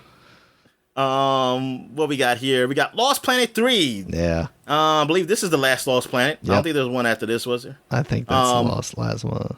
Yeah, don't count phone games. All right. Oh no, are there phone games? I don't know. Okay. I'm just saying. I wouldn't be surprised. Jeez. Yeah, I think even 2 lost its way a little bit. Like 1 was, people were excited about. I was excited about. Then 2 came out and it was kind of middling, and then 3 was. Like, I was excited about 2. Yeah. I mean, because I didn't care for 1. I mean, I played some of 1. It was all right, but 2, it looked better, and I liked that frog thing and the in the demo and stuff like that. It was cool, but some reason I don't know. It just didn't grab me. Yeah. That's a game that I think struggled because of its mechanics, like because you were constantly losing health because you needed to like retain heat or body energy or something like that. Like there's an aspect of it where it's like, not a lot of people are going to be super into the idea of having to manage this. And, and then 3, I think 3 is the one where they like went super hard on it being multiplayer, right? And then it didn't catch on. So there wasn't much of an audience there. All right, so what else we have here? We got Madden 25 came out. This was the 25th anniversary of Madden, and they had the great Barry Sanders on the front. Yeah. I didn't play this. This is Madden. I think I stopped at 2008, and because everything just seemed to suck after that, and I just they couldn't even get me. Even with Barry Sanders on the front, I was like, nah, man, you hurt me too much. I'm not doing it. But. Yeah, 25 years, and now they got the 35th anniversary. Did they do something for 35? Man was on the front because he passed away So good. I mean, they had that. It just shows that like people were right. People were right to be not happy when that contract, NFL gave that contract. Like, because it EA ended up doing what people were afraid they would do, was that they would rest on their laurels and just keep putting. They I mean, not that they didn't try to prove, but just to think the stuff that they took out. When it got to a point where the next system was like, oh, they took everything out. Like, because they was trying to, and the thing is, first I blamed it on, like, they're trying to rush it to get on these new consoles. So they try to make it look good and stuff, but they couldn't have time to put all the features they had that was on the original Xbox to be on the Xbox 360. And I mean, and that probably was partially true. And I mean, because you try to do every game every year. But thing is, the next year, they didn't put everything in there, and then it kept going. So I was like, where's the features that was in here on the original PS2 and Xbox days, or GameCube days? And then they, I think it was like one year when they said, oh, we got this, and that's like, man, y'all should have been had that. It's not a new feature, it's just new because you didn't put it back in there. And I forgot what feature it was. I think it was something to do with the Stadium or something. I think when they got, it's like, oh, we got Stadium Creator. Y'all been had Stadium Creator. That's something y'all had on the PlayStation 2. I was like, what the fuck is going on? What are we doing here? And like, cause I just remember the PlayStation 2, like, having where I could move a team, I could tell how much hot dogs cost, how much the Imperial cost. They had all that shit in there. Then they took it all out, and then they brought it back little by little, like it's new features for franchise mode. And I'm like, this ain't new. Y'all took this shit out. It's like, yeah, man. That's when I got point. Like, yeah, y'all. And I mean, it got better. They did. I think '08 was probably like one of the last best years as far as those generation, and it just hasn't been good since. I mean, it hasn't been like, I'm just reading the reviews of the game, and I played them because we got to get to play them free with the Game Pass. And I am just like, man, it's sad. It's sad. But the best football game is the last college football game. And unfortunately, I'll have to hook my damn 360 up, which I don't even know where that is right now. Oh, it's in the box back here. Oh, God, yeah, that is not going to happen. Because I am not touching that controller again. I don't think those controllers work well anymore. But, yeah, so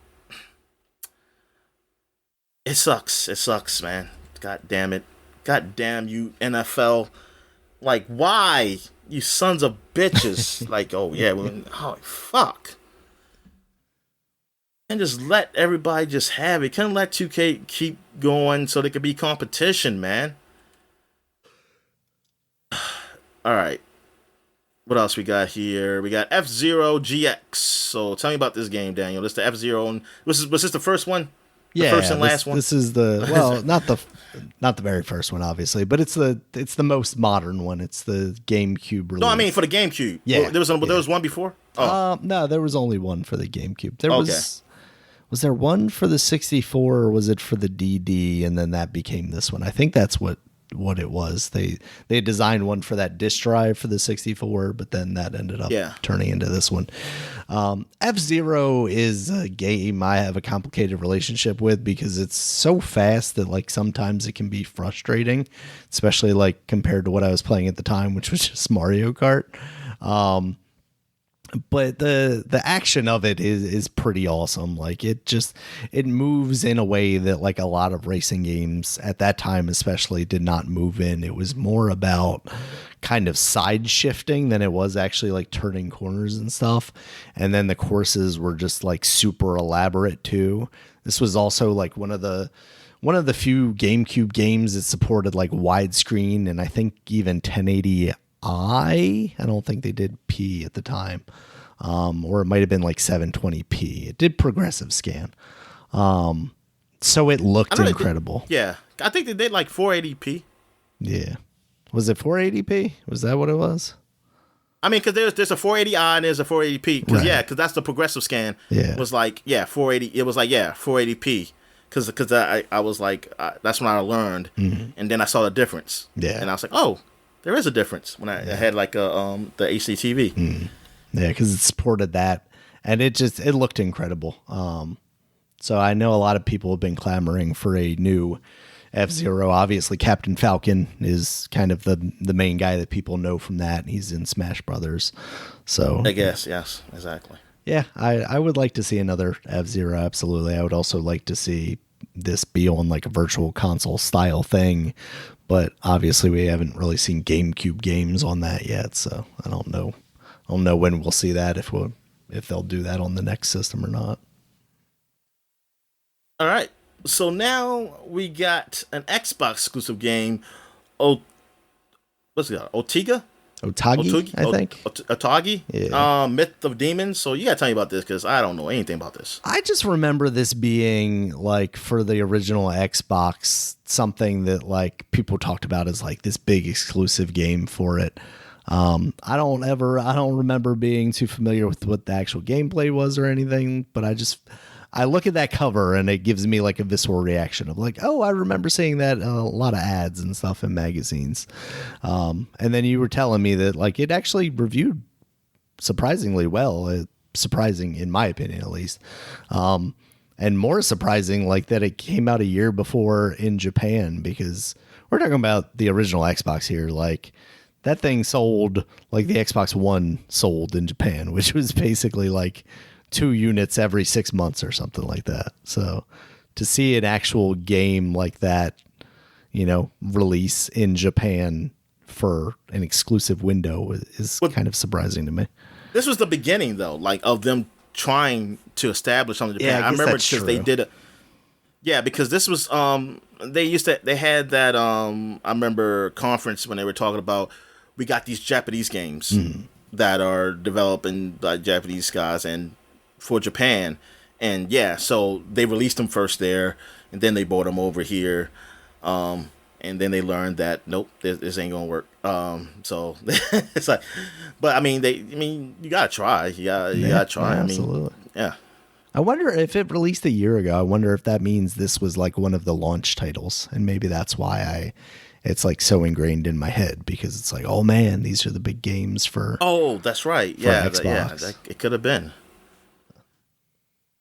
And the last game for 2013, oh man, Soul Calibur 2 for the PS2, Xbox, and GameCube. I like this game. I really enjoy Soul Calibur 2. This is the first Soul Calibur I ever played, but I was just furious. I was furious because GameCube had Zelda. I was like, oh man, that's cool. They got Link, Zelda. yeah. And the Xbox had Spawn. I said, oh my god, this PlayStation should have had Spawn.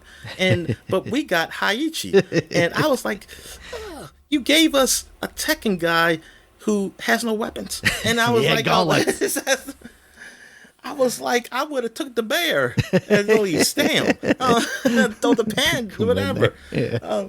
But I was like, y'all gave me Haiichi. I mean, nothing against Haiichi. I mean, he's Yoshimitsu good was for already Tekken. in there. They couldn't give you anybody else. So exactly, yeah, he was, because that's what I realized. Like, oh yeah, it's the same company. They're under the same company, but I was like, oh man, y'all couldn't just get another McFarlane character or something, some made up character. I would take a made up McFarlane character with some weapon.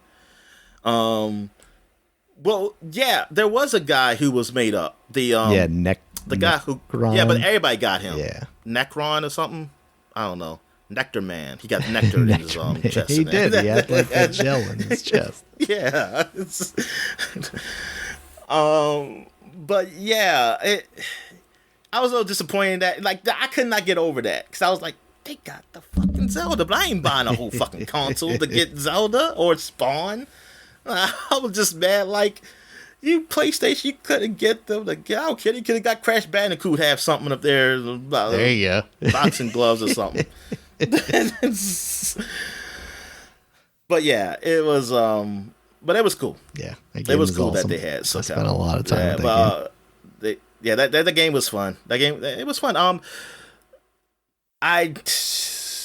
It was like that game and Virtual Fighter 4 is what I played a lot. The fighting game I played the most on the PS2. And Ditto Live 2. Ditto Live 2. Those were three. Like I played a lot of on the Xbox. Soul Calibur was probably the last game I played. I said Xbox. I'm sorry. The PlayStation 2. It's probably the last game I played on PlayStation 2. before I went to a new system. Cause I'm trying to think something else that came out later. I didn't get the new Tekken. This being the latest Tekken. I think that's it. Cause I didn't. The only Mortal Kombat I got was Day Alliance, and I ended up selling that even before I had it. I didn't give that game a chance, honestly. So I think I had too many games. I had too many games because that's when I had a job and I was just spending money on games. And so I was just going crazy with the ice cream money. Yeah. All right. So now there wasn't really nothing for 2003. 2003 felt. Well, that was 2003. Oh shit! I was about to say because I was thinking like, damn, I thought I had something in 2003. And then I said, my fault. I'm sorry. So yes, that is 2003. Yeah, that's true. 2003. My dimensions is getting sad. Oh no. So now we're going back 30 years to 1993, and we got Wario on Super Nintendo.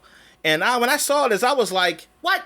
I don't remember this game. I don't either. And then I was like, oh, because it never came here. It was just only in Japan. But apparently it was a good game, though. Huh. And I was like, why did it never release over here? We just didn't understand Wario at the time. Yeah. And it had Mario with the bucket on his head. And it was made by Game Freak, the guys who did Pokemon. And they said they even referenced this game in Pokemon.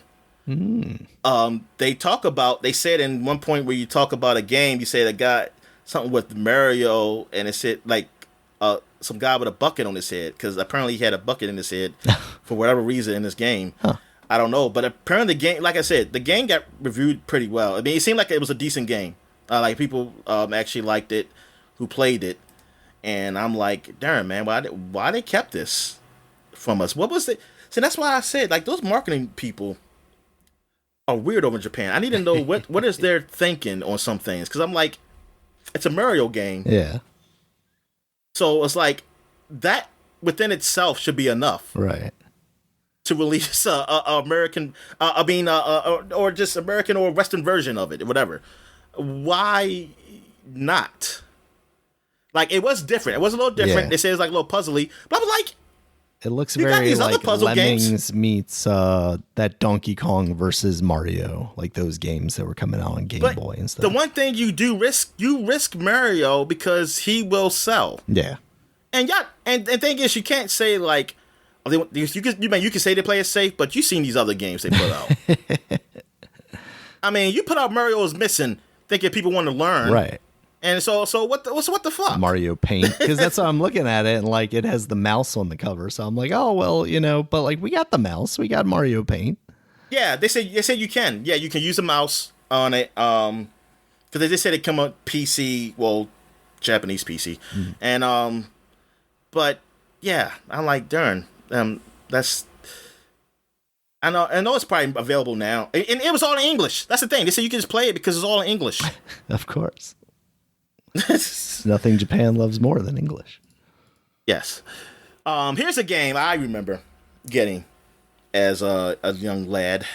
It's like Jurassic Park on Sega Genesis. Oh, the inferior version. I was so excited for this game. I didn't even know there was a Super Nintendo version before this. Yeah. Honestly. And that was but this one I remember because I remember the commercial. I remember the T-Rex saying Sega. I remember him saying that, and I cannot wait till this game came out. I didn't get it till years. I think I bought it from Blockbuster first until I finally got it. I was so excited to get it, and it sucked. At least it sucked for me because I couldn't play. I hated playing as Grant, the man. Yeah. I love playing as a dinosaur. But it was hard for me. But I think I did finally I think there was a cheat to get multiple levels or something. And I think I got ahead. Or somebody had to save. I don't know what it was. But it felt like I know I didn't get far on my own. But yeah, it turned out I was like, oh man, this ain't as good as I thought it would be. But the dinosaur was fun. The dinosaur was fun eating people. Yeah. So I just kept doing that all the time. Like I'll play the first level all the time and just eat people. Yeah, so I didn't. Yeah, now I remember. I didn't get the game. I just borrowed it from Blockbuster, and I knew that I didn't want to have it. I knew I wasn't going to because I couldn't. It was a little too hard for me. With the human and the dinosaur it was a little hard. It got hard later on. That was more fun to play as though. Yeah, but I mean, apparently, but it sold a lot. I mean, the game sold a hell of a lot because I mean, it's Jurassic Park, Right. and I mean, it looked good. Like graphically, it looked good. It does. It was very impressive. And when I did finally see a Super Nintendo version, I was like, "Oh man, it's an isometric view looking thing. This ain't like the Sega Genesis one." And even though I think when you go a place, you go in first person, but I just didn't care. So I was like, "Yeah, this one sucks." Even though I think I heard it was pretty good too. Yeah. So yeah, Jurassic Park, the Sega Genesis version, because this was actually published by Sega. Because and the other one was done by Ocean. I don't know if it was published by Nintendo, but they were just exclusive on Nintendo because they probably used the power of Nintendo. Because graphically graphically actually looked pretty good. Yeah, it does. On Super Nintendo. Now the Nintendo version is of course looked the worst. I mean, obviously, Sure. But it was isometric view also. But the Ocean one did look good. That came out. Did that come out the year before? I want to say it was the year before, right? This came out in was it 92 or it came out in 93? North October. America and PAL region. October, right? I don't have Yeah, October. Yeah, okay, so it's come out later. So yeah, okay. Another game I got up here. Now, a lot of people might not know this game. The only reason I know it because I did get it because it was in the bargain bin, and my mom or my dad got it. Called Socket. It is a duck-looking creature who has has a extension cord for a tail, and it has a plug-in. When I saw this game, I mean, I don't remember everything about this game because it was so fucking long ago, but I remember the cover. So when I saw it, I was like, oh my god, this is the game I had. And I was like, yeah, but I don't remember playing it. Like, I was watching it play, and I was like, darn, I don't remember a lot of stuff, but I did play the shit out of this game, though, because I was a kid, and I just kept playing it. But it was like Sonic. I was gonna say it has a very Sonic Bubsy look to it, kind of thing. You know, it's very copy of Sonic. got attitude. I don't think it was rated pretty well or anything, but for the kid like me who just won the games, Socket, that was all right, and for whatever my parents paid for it. And here's a game I totally forgot about. Eternal Champions for Sega Genesis. Oh, okay. This fighting game, I remember the commercial because the white dude getting beat up in the face. Like his face will get messed up because like supposed to be like, oh, like it's so good. But I played this game. I liked it. Even though I couldn't pull none of the moves fucking off. But it had and they call it fatalities. I forgot what they called it. But they were gruesome. And they were cool, man. Like, you had one where when the lady gets put into, like, it goes by stages. It's go by the stage of the fatality. So there's one where you can throw them into the fan and like they all get cut up. And then there's one where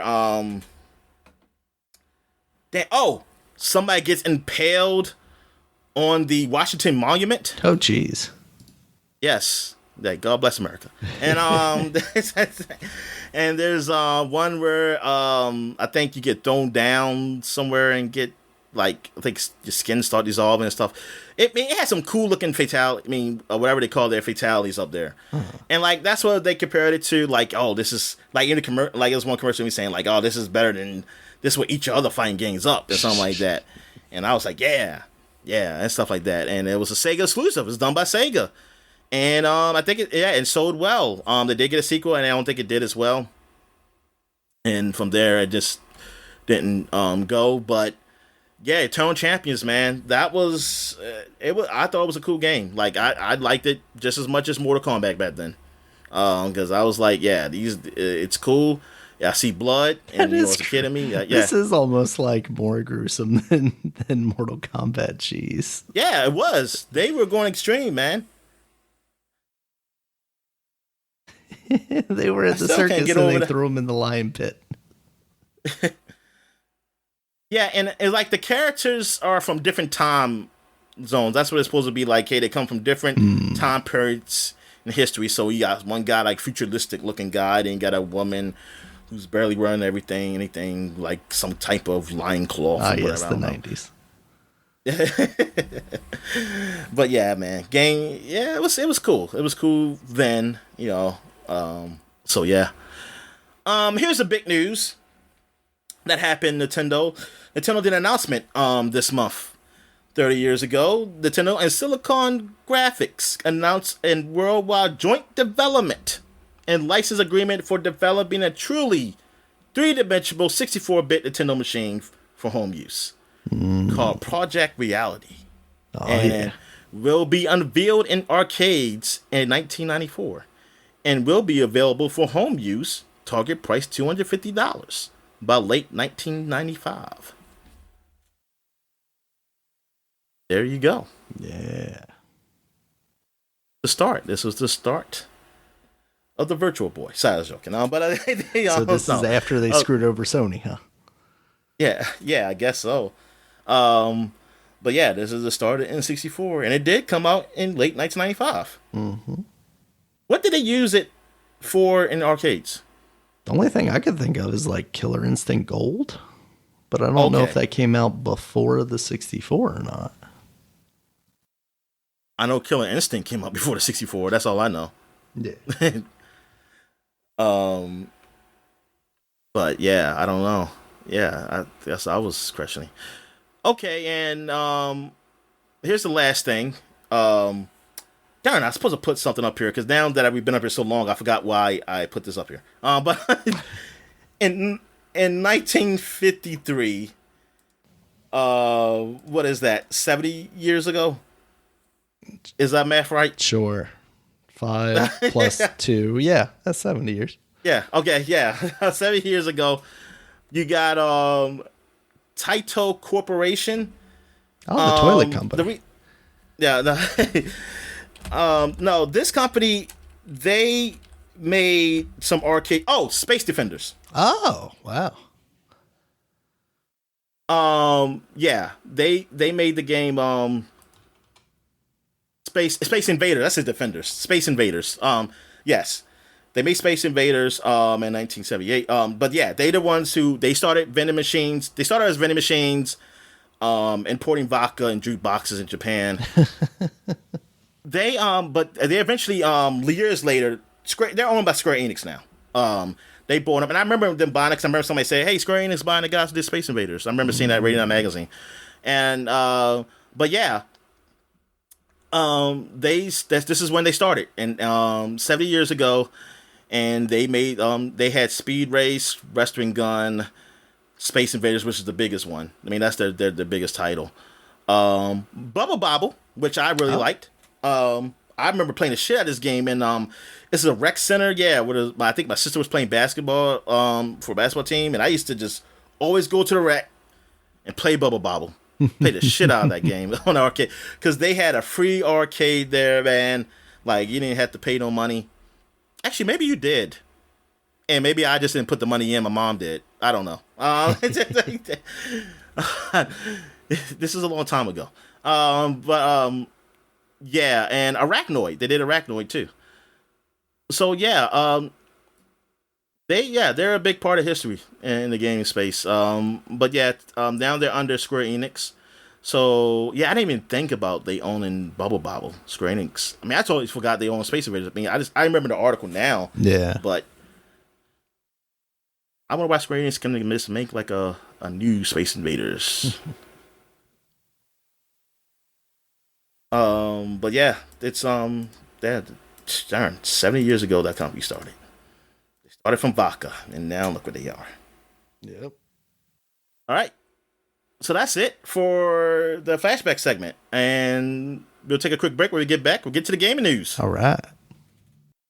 And we're back. So let's get to the gaming news. What we got, Dan? All right, Dominic. Following in Nintendo's footsteps, Xbox is going to be shutting down the 360 store in 2024. And we're going to lose some games along with that, Dominic. There are some games that are not currently backwards compatible that we may not see preserved outside of emulation and whatnot. And the list isn't huge. I don't have it in front of me. And they're saying that it's not going to affect things like multiplayer of those games or, Xbox 360 games and stuff like that. It's basically just the store. You'll still be able to play the games that you already own. And for games that are backwards compatible, you'll be able to buy them through a more modern Xbox platform. So how big a deal do you think this is? It's probably not that big a deal, but it is still sad because, like I mentioned about Charlie Murder, is that a game that you won't be able to get? Is probably is other games too. Mm-hmm. That's just the one that comes to mind because it's 10 years old now. But yeah, that you won't be able to purchase So I mean that's upsetting that that they can't find a space to do that. But that happened. I mean, at some point, I think it's going to happen unless they they distribute these games again, do it again. That they just move remote, just move all these titles and they get them to come over to the Xbox store now, whatever it's called. What do they even call it? This is called Microsoft Store? What they call it? That's a good question. Yeah, maybe the Xbox Store because they're like heavily branding everything game related Xbox. Yeah. So it sucks, but I mean it was going to happen. It's not something that can just stay. It's sad, but I don't think it's that big a deal. I think people are gonna make a big deal now, and then they'll forget about it. Mighty Number 9 is on this list, Dominic, of games you won't be able to play, and I actually support this whole shutdown just so that no one has to suffer through that game ever again. No. This is not a Nintendo situation to me, because Nintendo is like old games that are theirs. Like, it's only a few Xbox games that you can't play that is theirs, and I only mentioned one of them. But Nintendo, I'm not really assaulting it. This is actually a compliment at the same time, because their games are great, and and it's their games, and everybody wants them, but they won't make a storefront where it can just be like you can just buy them. And have them all the time.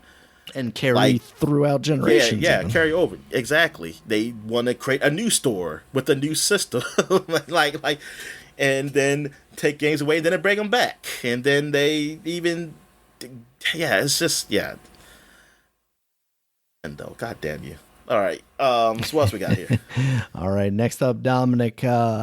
So there's been some talk about how Baldur's Gate 3 has been delayed on the Xbox Series X because they're having trouble porting it to the Xbox Series S, and because Microsoft demands parity for those things, that it couldn't come out at the same time as the PlayStation version.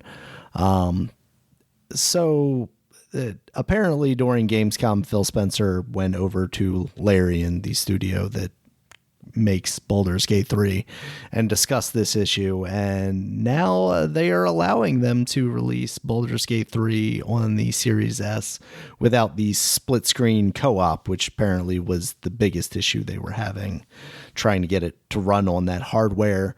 There's a lot of internet people just people on the internet, fans, experts, yes, experts. Experts. Are they called experts now because it's X and not Twitter?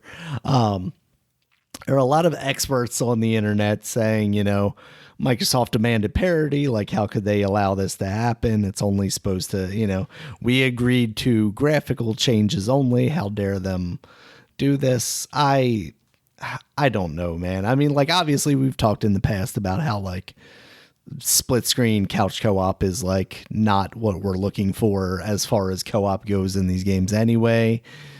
But is it okay for concessions to be made to run on the Series S, Dominic? What do you think? All right, so for those people who complain, what's the option then? Just to not have the game, right? Seemingly. Because it's up to Larian. It's up to Larian if they were going to continue to work on it.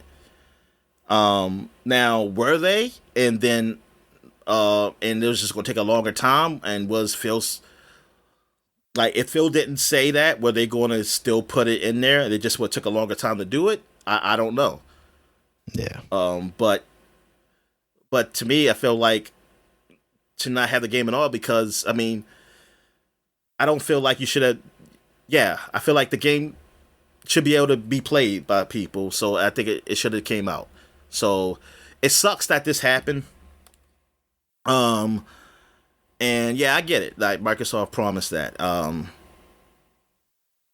it's just unfortunate, but if the choice is between that and no game, then I'm going to choose game. Yeah. I mean, we've talked about it, but I feel like as we get further into the generation and hopefully see games that are more next gen, because like even as you experience from doing the PS5 remote play stuff, like you're playing games that are visually impressive, but they don't feel like they couldn't have just been done to a slightly degraded degree on the systems that we already had.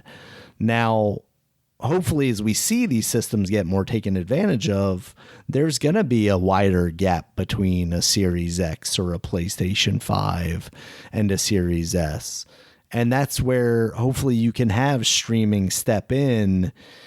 And if I have a Series S where I own Baldur's Gate and I can't play couch co-op, but I have my friends over and I want to play couch co-op, if I could then stream the game from an Xbox Series X, version from their servers, does that solve that problem, basically? Obviously, depending on what your experience is going to be with the streaming aspect of it. But as we get better streaming hardware, you've talked about it, but like your experience with Stadia has been better than your experiences with some of these other systems. So like as this technology evolves, there's room for improvement. It's not like this is the way streaming is going to be all the time. At some point, we may have the bandwidth to stream at 4K, 120 some of these games, and then it's less of an issue. Even having a console in the house is less of a concern at that point, right? Yeah. So yeah, it's one of those things. It had to happen. Like and it sucks, but maybe it sucks me overall. But like for me personally, I don't like you said, split screen co-op. And I don't give a shit if that's the thing you gotta take out. Go the fuck ahead. Yeah, go the fuck ahead. Yeah, I ain't missing shit. It'll be just like if I had Series S. I was getting Baldur's Gate. I wouldn't even know it was gone because I would not have touched it anyway. So I was like, whatever. But in reality, I get it. Yeah, it's disappointing for some. But I feel like it's not going to really hurt. I feel like it's not really going to hurt anybody. It's going to be a very small percentage that will be hurt by this news. A very small percentage. Yeah. That I feel like this is one of the games you take the risk on it, missing something.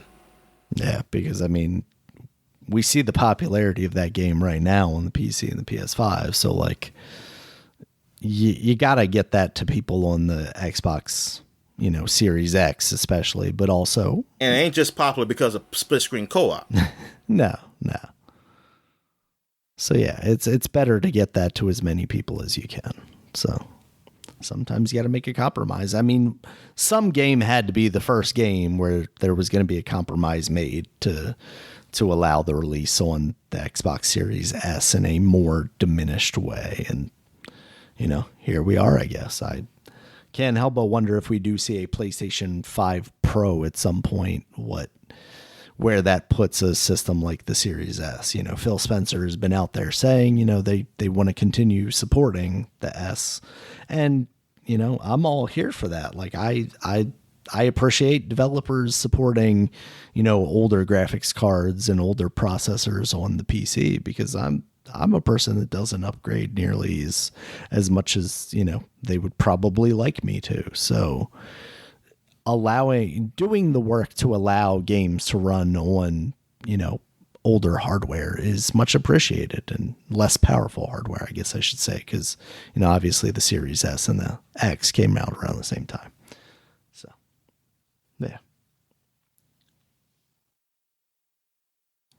All I'm saying is that if I can play it, I'm curious about Baldur's Gate because I haven't tried it yet. I'm waiting to get my old man supposed to be giving me his SSD. I've also had some more space. Because that's why I think I'll download it. I'll get it because I want to try it to see how it runs up there. Because I feel like I just wonder,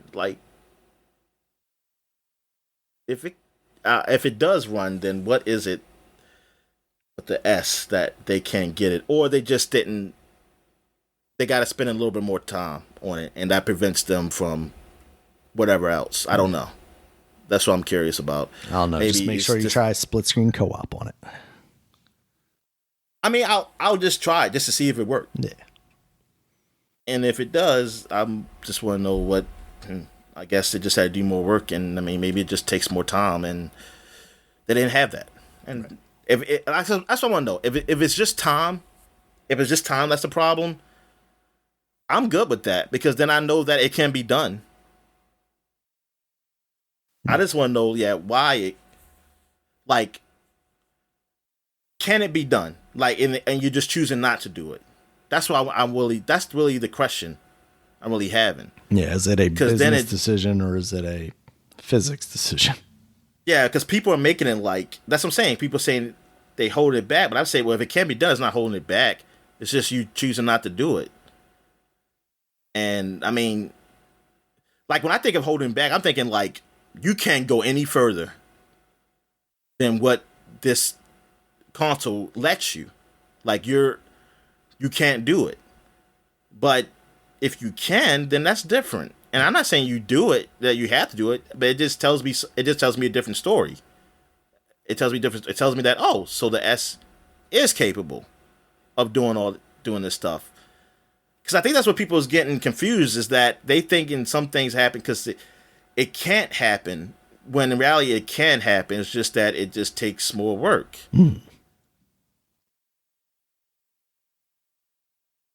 So in essence, that the hardware, I mean, I don't know. It doesn't seem like, because like I said, I have an old graphics card now, and some of these games that are just coming out, man, I'm still able to play them. I'm not going to say great, but they're playable. Right. I can play the game. And it's not super laggy or anything. Because if it was super laggy, I wouldn't try it. I wouldn't bother with it. Yeah. That's why I don't really play Grand Theft Auto. Well, I haven't tried it again. Grand Theft Auto. I mean, I don't know. I mean, I had trouble with it, but I haven't really tried it again. Cause then when I played Red Dead Redemption, it was better. So it might have been just an update. Cause I tried Grand Theft Auto early on my PC. So maybe it's better now. But Red Dead Redemption 2, it actually was running all right. I mean, it was still slower. I mean, yeah, I would definitely prefer something better. I mean, loading slower. Yeah. But when I got to play, it was running okay. All right, so what other news we got? All right, next up, Dominic, big news concerning the Microsoft acquisition of Activision. We haven't talked about that in a little while, but we're back at it because Microsoft is kind of partnering with Ubisoft to hopefully alleviate some of the CMA's concerns by inking a deal with them to basically give the rights to streaming games worldwide to Ubisoft for 15 years for old and new Activision games. So basically, for Microsoft to put them on Game Pass, they would have to license the Activision games from Ubisoft. And Ubisoft has made it clear that you'll also be able to play these games streaming through their Ubisoft Plus software. So what do you think, Dominic? Is this one going to help Microsoft clear the finish line with this deal? And two, do you think this affects us in a good, bad, or not at all way? Are we just still going to get those games in the United States on Game Pass and we aren't going to have to worry about it? Hey, I have no idea. I just want this shit to get done. I was like this. Yeah, but the Oh whole God, reason you wanted it done is because you wanted those games on Game Pass. So like, I mean, that's what I'm saying. I want them on Game Pass. of course, So I guess this is a separate kind of thing. Like you can have them on Game Pass and also not have them streaming on Game Pass necessarily. yeah, that too. But I wanted both. Yeah, of course. But yeah, you could just do that. I don't. I mean, I'm hoping that they will get this done. And you know what? Just to say, fuck the CMA. You know, fuck all of them. You know what? Just fuck them all. That's all I gotta say, man. Yeah. I just think this is gonna bring those two companies closer, and then like in 15 years, Microsoft's gonna try and buy Ubisoft. That's what's gonna happen here. And start their invasion of Europe. Yep. All right. Next up, Dominic Charles Martinet is stepping down as the voice of Mario. There will be new voices for Mario and Wario and all of the voices that Charles Martinet does, starting with Mario Wonder and the WarioWare game that will be coming out. So he did the Japanese ones too.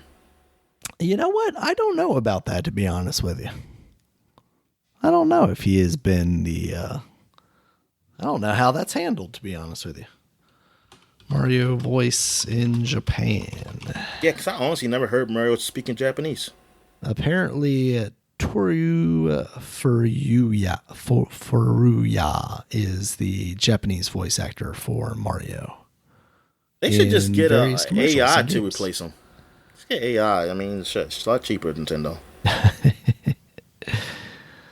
I mean, he only says a few lines a game. That's actually anyway. been some of people's fears because there's been a lot of speculation that, even more recent games have just been reuses of previous recordings. So it's like, oh yeah, you just take, get them to make all the sounds and then slap them into a machine. And next thing you know, you don't need Charles Martinet anymore. But he is staying on with the company. I will say that. What does he do? He's going to be the Mario ambassador, Dominic. So he's going to go around the world and promote Mario for those people that don't know who Mario is. Man's collecting a paycheck, Dominic. Yeah, exactly. That's just a legacy thing. That's like tenure. Yep. He's got tenure. So good on him. It's Mario ambassador. All right, Dominic. We'll do this one next. PlayStation Portal. You have referred to it a couple of times now throughout the podcast. This is the handheld that we had previously seen, which is basically a DualSense controller with an 8-inch LCD screen slapped in between it for the use of remote play. This is going to allegedly launch later this year at $200, according to Sony. Now, this is apparently only going to support, at least for now, the streaming of games from your PlayStation 5. So remote play. It will not support cloud streaming from the PlayStation Plus service, which makes no sense. You're only limiting the functionality of this device. And then it's also not going to support like Bluetooth headphones. You're only going to be able to either use wired headphones, or they have a new line of PlayStation wireless headphones that uses a proprietary connection called the PlayStation Link. So, and they're pretty cheap. They're pretty cheap. Are they? No. Okay. That was okay. I hadn't seen what the price was. I didn't expect them to be, but wasn't sure if you had some information that I did not. At $20. I mean, this device is maybe a little cheaper than I would have expected them to try and get away with, but when you start exploring the functionality of it, I'd be hard pressed to try and push this any higher when you have a fully fledged Steam Deck, at $400.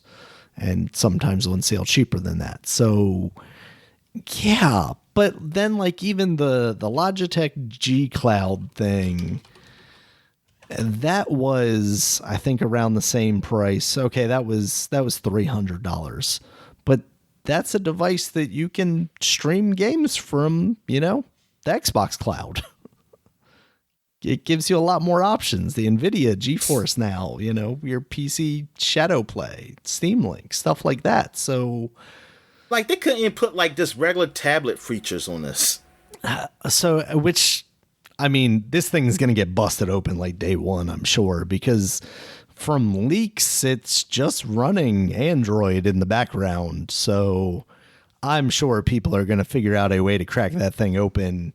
So maybe it does become kind of a deal eventually if that's the case. But I mean, yeah, but you gotta go through that. You gotta do that. Yeah. But I'm just saying, for just the traditional use of it, to not, they could just made at least make it a tablet. Yeah. You know.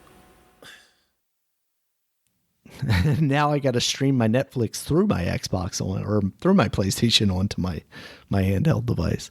Yeah, Yes. It seems very weird. Like $200 for a remote play exclusive thing. Like, yeah, you can take it out in the world, but like as you talked about your experience, like it can be all right, but that's not going to be your preferred method of playing this necessarily.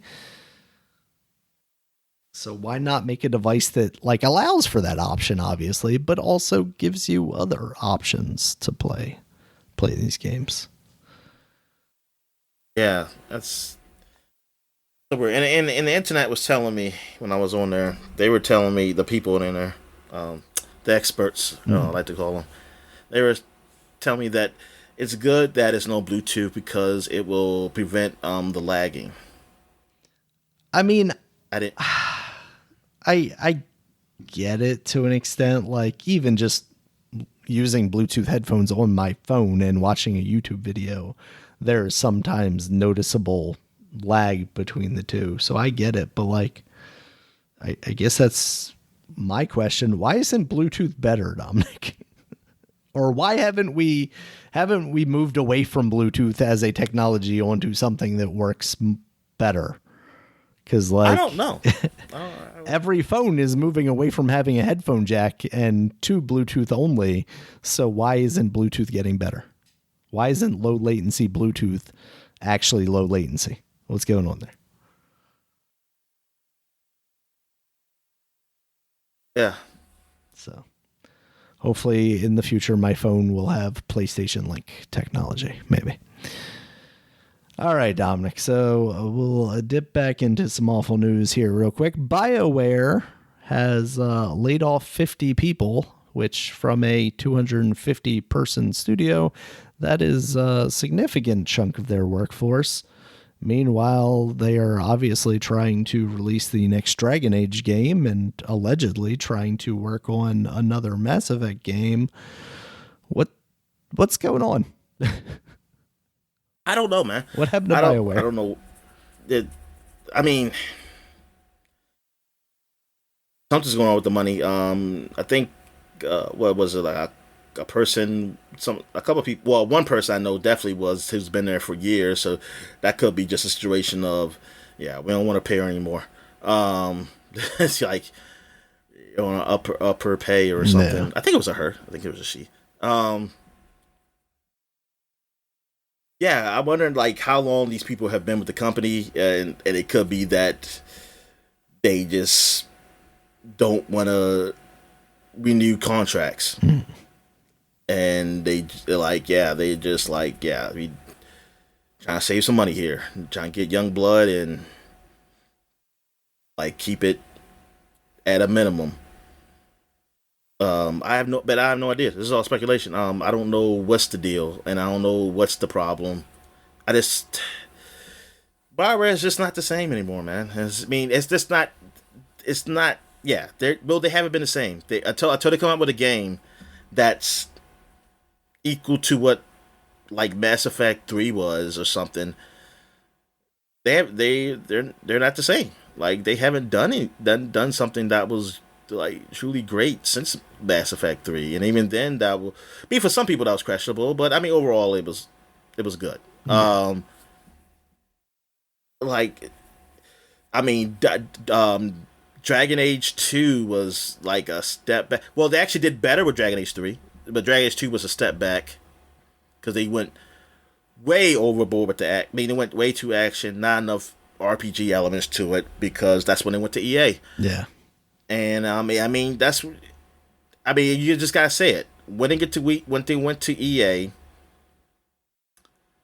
that's when it seemed like the quality of what they were went down. Um, Mass Effect 2 was great though. That was probably the best thing they done under EA. Was Mass Effect 2. Mm-hmm. Other than that, well, Dragon Age, because Dragon Age 1, I didn't have that problem because I had everything. Because I got the game so late, so I didn't have problem with the well, they weren't called microtransactions, but all that DLC that they were selling people because it was all there for me. So, but I remember now. I remember like reading. I was reading some old things on Dragon Age. They had that, like, it was a great game, but they putting all that stuff in there to get people nickel and dime people. Basically in this RPG, single player RPG, that was not cool. Like, the people really did not like that. But that's when they were under EA. They did that. So like BioWare old is not there anymore, man. Those games, I do want to go back to play the games that I never played under them that were good, like what's that game Neverwinter called? Nights and stuff like that. Say that again. Neverwinter Nights. Yes, like Neverwinter Nights. Well, I did, and then I'm gonna go back to play games that I had played before. Like, I'm gonna go back to play what is the hell is that called? The Chinese one, Chinese game they made. I played that game. Jade Empire. Yeah, I played that game quite a few times, man. That was good.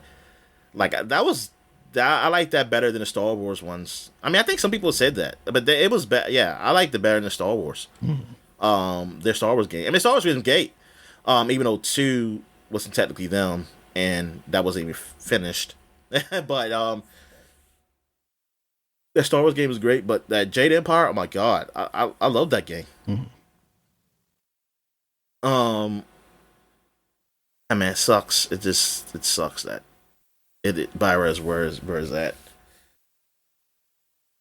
I just got hope in Microsoft with their Western RPGs that they own, man. They can pull it off. And I mean, Baldur's Gate. I mean, you got Baldur's Gate guys learning. They're doing it, even though it's more hardcore.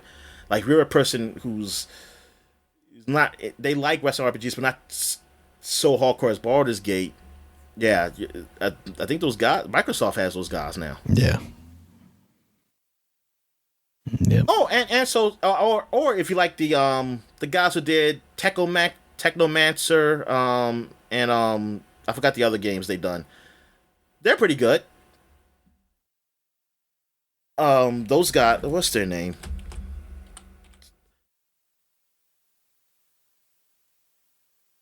Is that like Spider?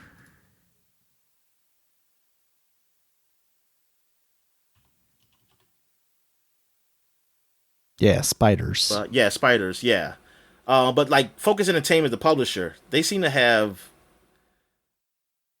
some games under their belts that are like Western RPG-ish that kind of feels like a BioWare game.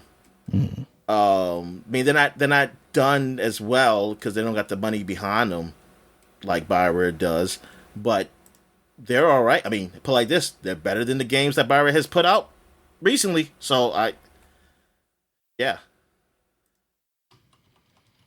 Yep. Yeah, Focus Entertainment has been actually they've been doing right. I mean, they're the ones who did your Mud Runner, right? They did Snow Runner. I think so. Yeah, that sounds right. Atlas Fallen, which is just came out, but that wasn't reviewed very well. It's pretty mixed. But I mean, I give it to them. It's mixed, but it's not bad. It's like we said when we were looking at it, just looked like a game that could have came out generations ago. It just looks really good. Yeah, I mean, the graphic looks good. I mean, they put out some alright titles. They put out some, yeah. Like a lot of titles are looking at are games that like, oh, there's a better version, not a better version, but there are games that are inspired by other games. Like you can know it's like Atomic Heart. You know, it's inspired like BioShock. Evil West is like a lot of other action games, I guess you can say. But like then you got Curse of the Dead God. This is kind of like what's the game I liked? Dungeon, Darkest Dungeon or something like that. It's kind of similarish to that. Then they got the Surge, which is like basically, you know, a Dark Soulish game. Greedfall, that's the other one. I was trying to think of the other game. Yeah, Greedfall, okay. Which is kind of like a BioWare's game. Yeah. Apparently they published a Plague's Tale. Oh yeah, Plague's Tale. Yeah, Plague's Tale was under them. Okay. And they got the Farmer Simulator. Call of Cthulhu was under them. Got Space Hawk. I believe is Warhammer stuff. I feel like it looks like, well, it looks like it, but I don't see the name Warhammer up here. I guess it's not. But it has to. It's gotta be Warhammer. Yeah, it is. I'm about to say that symbol looks like they put out so many Warhammer games now that they don't need to put the name Warhammer on it anymore. They feel like it'll overlap too much. I'm just surprised though. Like they didn't put Warhammer Space Hawk. And they're publishing Warhammer Space Marine 2. All right. So what else we got? All right, Dominic. So Gamescom is going on. So of course Jeff Keighley had his opening night live. That was like 2.5 hours or something like that. Ridiculous amount of time. We've consolidated some of this, took out some of the stuff we were less interested in. First up, Dominic, it happened to him once again. Somebody got on stage. Jeff Keighley needs to figure things out. Yeah, some guy was on stage like, oh, Bill Clinton wants to play Grand Theft Auto 6.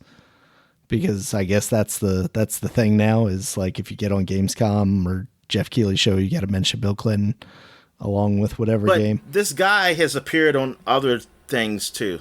Oh, really? I think mostly in Europe though. So okay.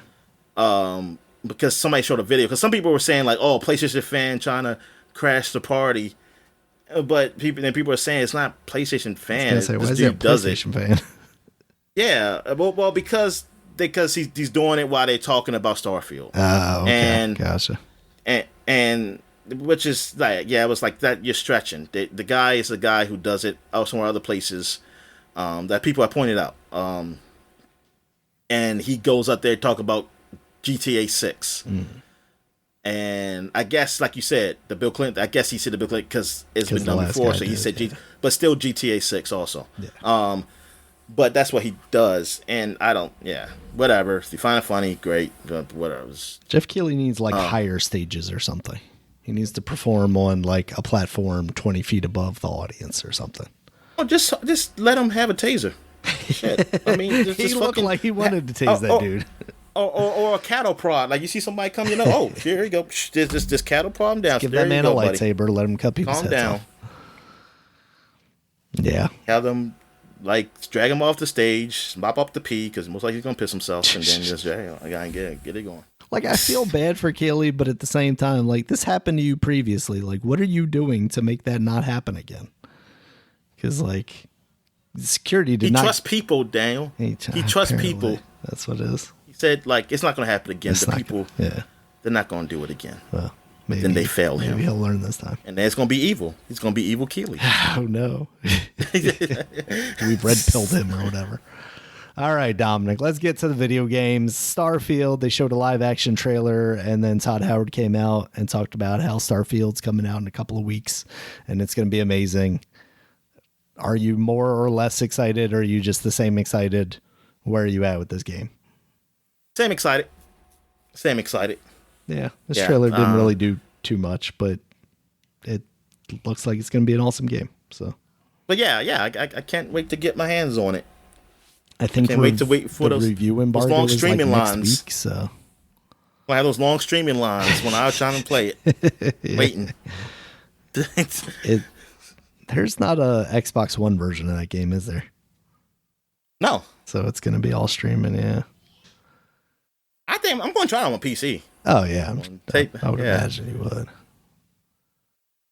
All right. Next up, Dominic, was Crimson Deserts. This game had it all. It had horses that did like power slides. You were very agile on your horse. You turned into like this cloud of black smoke.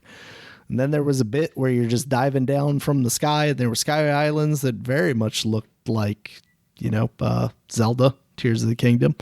So this is from the people that make that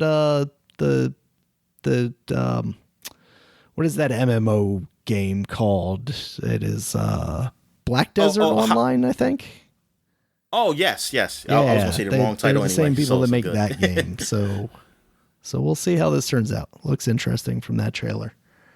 Yeah, Microsoft is always giving with your Game Pass player, you get rewards. Mm-hmm. I don't know if it's just Game Pass Ultimate. It could be just Game Pass.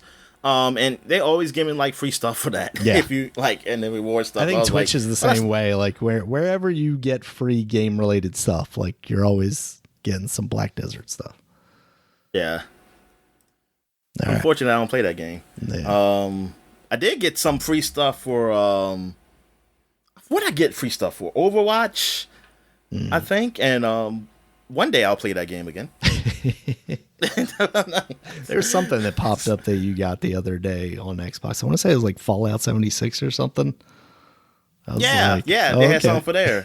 And one day, because I'm praying this one day that I'll get like a free month of like the server or something where I can play by myself for a while, and I'll just use that stuff. There you go.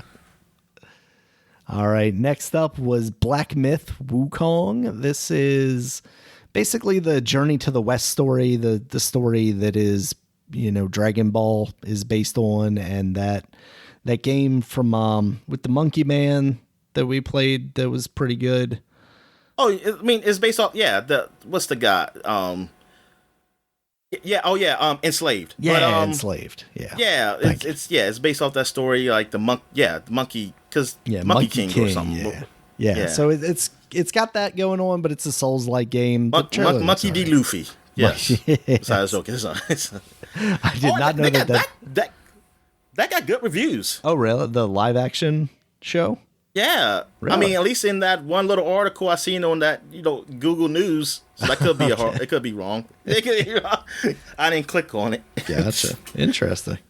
That's the only way I'm ever gonna experience that show, probably, Dominic. Is if I watch the live action version. It's good. All right. After that was Killing Floor 3. The only thing that looked interesting about this to me was the fact that I thought it might be a Gears trailer for a second, because there's this very like locust looking creature laying on the table that then gets cut up into pieces. So yeah, another Killing Floor game. After that, Jeff Keighley, the starfucker that he is, brought out Zack Snyder, because Zack Snyder is working with Netflix to make a fantasy DC space universe epic. Oh no, he's doing his own thing now. Dominic, Rebel Moon. And I believe there's a game that's supposed to be tied in with this, that's in the works, that's like supposed to be like quadruple A quality, but I don't know. He had what felt like a pretty long trailer for this movie that he is putting out on Netflix, and man, it just looks like it's a Zack Snyder style thing, so it's like it is visually appealing. But then, like, also, it's just like, I'm just going to take all of these sci-fi tropes. Like, there are literally lightsabers in this movie, Dominic. Literally, there are lightsabers. He can't tell me they are legally distinct from a lightsaber. So that's going to be interesting. I wonder how the reviews end up perceiving this when that comes to Netflix. After that was a Payday 3 trailer. Ice-T introduced it. They were showing off a heist mission in like a container yard at the port. That looked kind of cool. Payday 3, we've talked about Payday before, but like that's one of those games that it's a lot of fun to watch. It looks really cool, but I don't know that I have the desire or will to actually spend a lot of time with one of those games. Like, can you play that game with bots? That's a good question. I don't know if you could very well play it with bots if you can. Don't look play it up with bots. because we gotta move on. Yeah. But yeah. All right. But yeah, I mean, I'll look it up one day. Yeah. All right.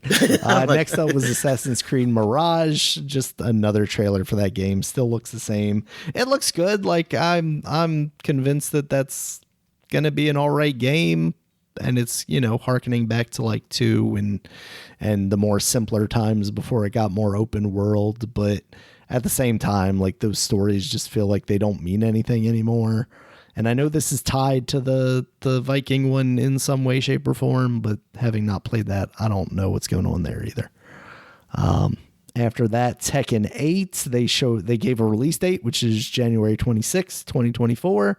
And they also showed off some of their like lobby stuff. You're going to have like an Xbox style avatar that you can run around in. And you can also customize the characters in the games. It seems like pretty extensively, which is cool for a fighting game. After that was a very long presentation of Modern Warfare 3. It was a lot of dark scuba infiltration on a ship and trying to get into this prison. And then the trailer cuts off with them blowing up this big door. I don't know if, it was you playing, so I don't know. I don't think that would be you trying to free Makarov. Maybe it's like you trying to get him before he gets freed by somebody else and you've been beaten to the punch or something like that. I don't know. We will see. But a very, Call of Duty-esque presentation. Looks good. Very dark. HDR will probably be amazing for people that have TVs that do that. After that was Grand Blue Fantasy Relink. This is set in the Grand Blue Fantasy world. Maybe familiar with those fighting games, but this is like a full action RPG. It looked, at times I thought it might be like a Final Fantasy remake of some sort, like from one of the earlier games. Because like even the logo for this game is very Final Fantasy-esque. But that's coming out February 1st, 2024. After that, Dominic, Lords of the Fallen. They have made this game title even worse because it's now no longer the Lords of the Fallen. It is just Lords of the Fallen 2023, I guess, because that old game is Lords of the Fallen 2014. That looks fine. It's another Souls-like game. It doesn't even have the like appeal of having a different style setting though. Like it's very visually similar to one of those games. So I don't know where that game has a place, honestly, Dominic. Like at least with like the ones we mentioned previously, like Black Myth Wukong, that's at least a new setting. Whereas like this is just like, like dark fantasy. What are we doing here? I gotta look that up because I gotta see more of that game. Yeah, it looks good from the cinematic trailer they showed, but it's a cinematic trailer and it's showing the same thing. Exactly. So after that was Sonic Superstars. That is coming out October 17th. I don't know if we had a release date for that previously. I thought we did, but that seemed like that was kind of the big deal, that and like all the multiplayer stuff that they were showing off there. They also showed off that there's going to be a free update, the Final Horizon update for Sonic Frontiers, that's going to add playable characters of Knuckles, Tails, and Amy, as well as some new areas and some new enemies and stuff. After that was Expedition. Okay, so wait. Sorry. So you can play as them, or they're just there? Yeah, you're going to be able to play as them, apparently. Oh, okay. Yeah. They also showed off Supersonic, but apparently Supersonic is in that base game too, so that's not.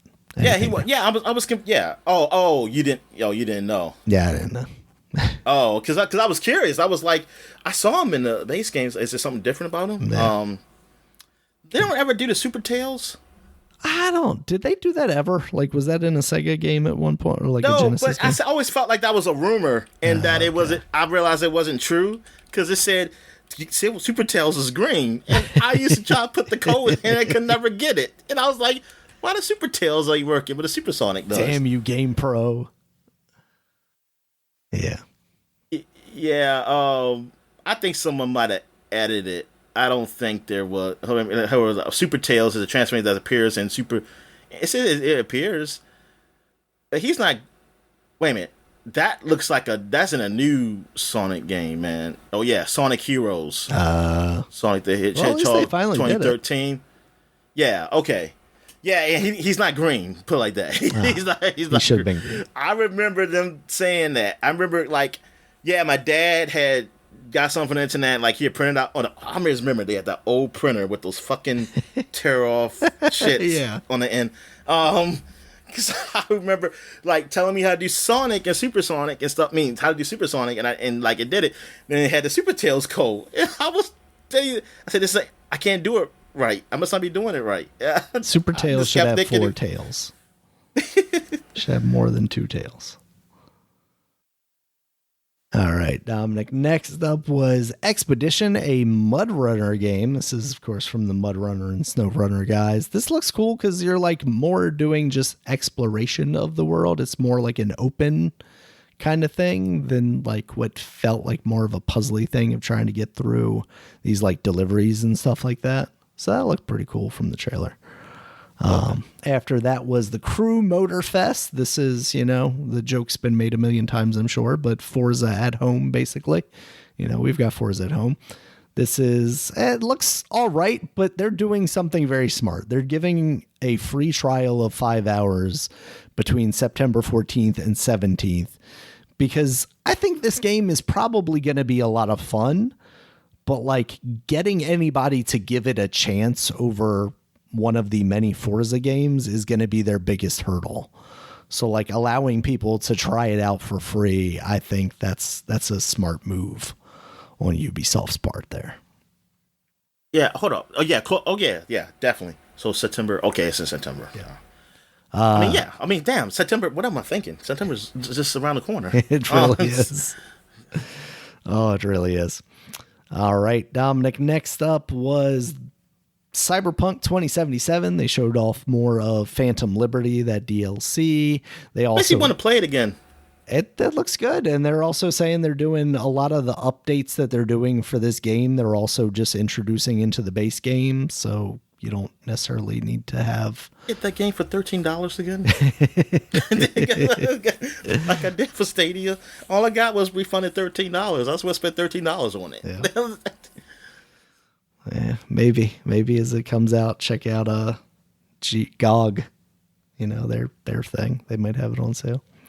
Oh yeah. All right. Hold up, but okay, with this one, it is it an expansion or I can play it by itself? This is an expansion. As far as okay, so you still have to have the base game. Yeah. All right, and the base game has been on sale Sunday. So. It probably won't be on sale no time soon. They're like, at least a little after this. Yeah. All right. I have a bundle sale. Yeah, save a little bit there. But I wonder, I don't know how much that expansion is going to be. Let's say Phantom. I think it was, 40 or 30? I want to say. I want to say 40 sounds right. Let's see. Cyberpunk, pre-order now. It's taking too long to load these websites, Dominic. Let's see. I'll do PC platform. God, you really just make me click through all these things. Oh, 30. It's 30 on GOG. Oh, it's 30. Okay. There we go.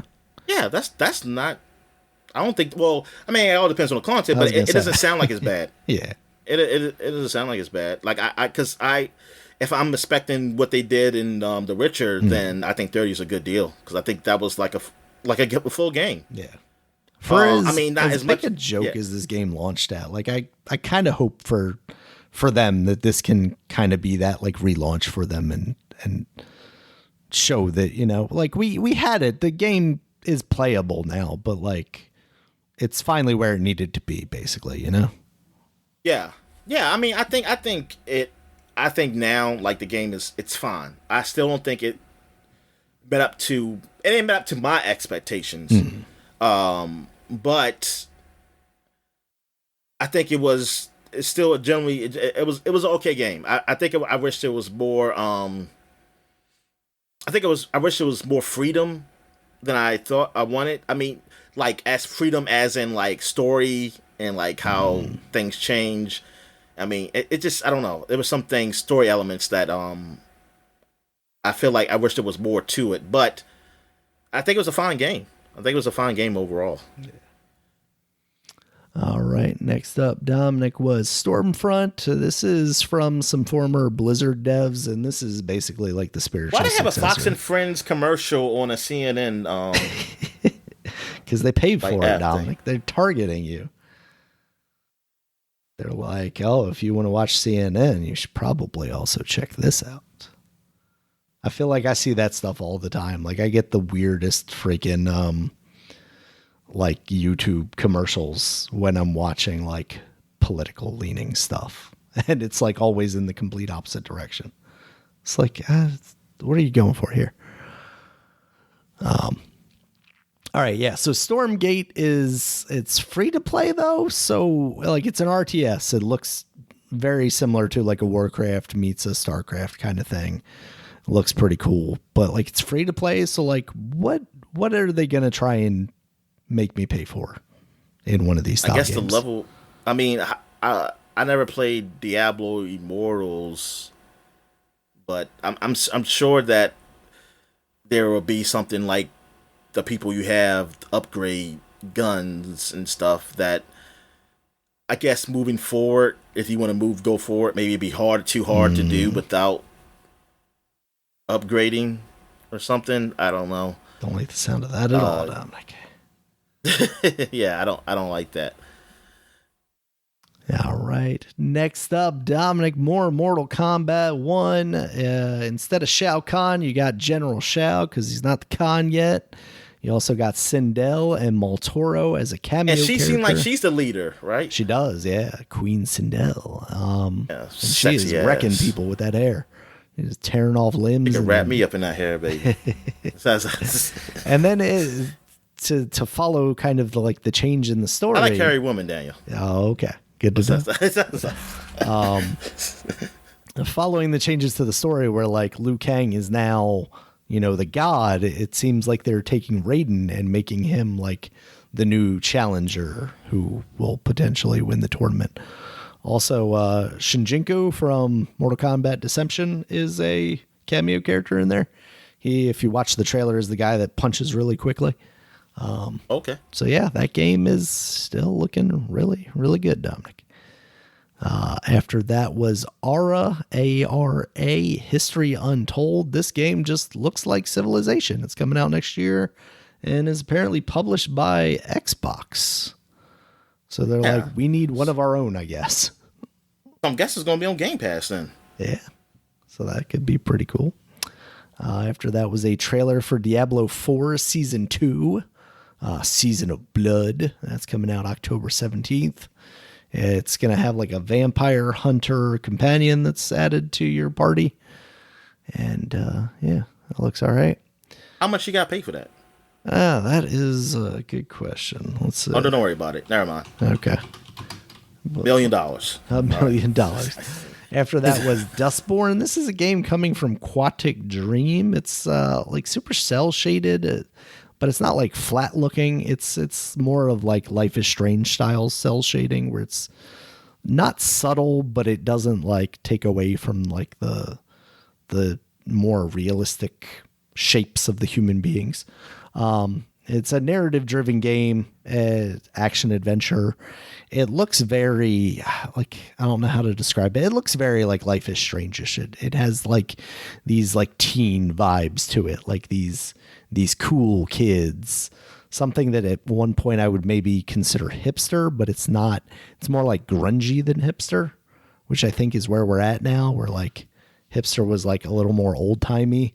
But now as we get older, like grunge kids are more hipstery. Anyway, that looks all right. Quadding Dream, though, I wonder how that is going to play, but whatever. I guess we'll see early 2024 for that. This one looks really weird. It looks very like regular show-ish in its animation style. Thank goodness you were I really here. gotta see this. What's that? What's it called again? It is Thank Goodness You Are Here. It's from the developers who made Untitled Goose Game. So that's a pretty good pedigree. And they're calling it a comedy slapformer instead of a platformer. But it is very much in that art style. The characters very much look in that, like, just kind of ugly, you know? Ugly but cartoony. Beautiful people, Daniel. I mean, beautiful sure. People.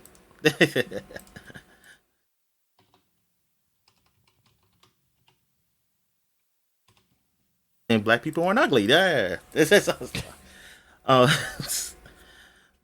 Nah, this yeah, it looks like it's something funny. Yeah, it's something I might try out or something. Yeah, it seems like it could be cool. And that is being published by Panic, who makes the handheld with you play as a very small person. You are a very weirdly small person with like what are you? A lemon head? Yeah, because you're yellow. Yeah. You do have a tie, a shirt and tie on one of those, so you're about business. Oh, of course. Gotta be all about business, Dominic. Yeah. The developer's called Cold Supper. Yep. That's because they're crunching, Dominic, to get these games to you, so their food is just sitting cold at home. Well, their spouse is contemplating divorce. Coal, like Coleman. Oh. Sometimes you got to eat that coal to turn into a machine. Yeah. All right, so what's we got? All right, and then the last thing that capped off the show, Dominic, Alan Wake 2. It was a lot of FMV stuff. That's coming out October 27th now. Got delayed a little bit, but still coming out before Halloween, which I think is probably perfect timing for this game. Yes. It looks pretty good. There was also a Future of Gaming show thing related to Gamescom, and there was like a 20-minute gameplay, display of that game there. So watch a little bit of that. It looks pretty cool. I am. Yeah. How excited are you for this game? I'm not like busting down anybody's door, but I would not be surprised if it gets good reviews if I see it on sale and pick it up pretty quickly after release. I did like Control a lot, and I obviously liked Alan Wake a lot. So yeah, if they modernize that game a little bit more and make it more in the vein of Control, I mean, not superpowers and whatnot, obviously, but just a better feeling action game. I'm all about it. So, yeah. So, I think Jeff Keighley did a good job of kind of tempering expectations ahead of time for this. He said, there wasn't going to be anything too big, and I think in this case he was very right about that. And I still got angry and angrily typed things about him. Uh-oh. Well, as long as you don't rush the stage, that's fine. So, all right, Dominic, unless you saw anything else, we'll move on to new releases. Yeah, we can move on to new releases. New releases, we've got Moving Out 2. That's out on PC, Nintendo Switch, PS4, PS5, Xbox One, and Xbox Series X. Moving Out 1 was pretty cool. I expect Moving Out 2 to be very similar.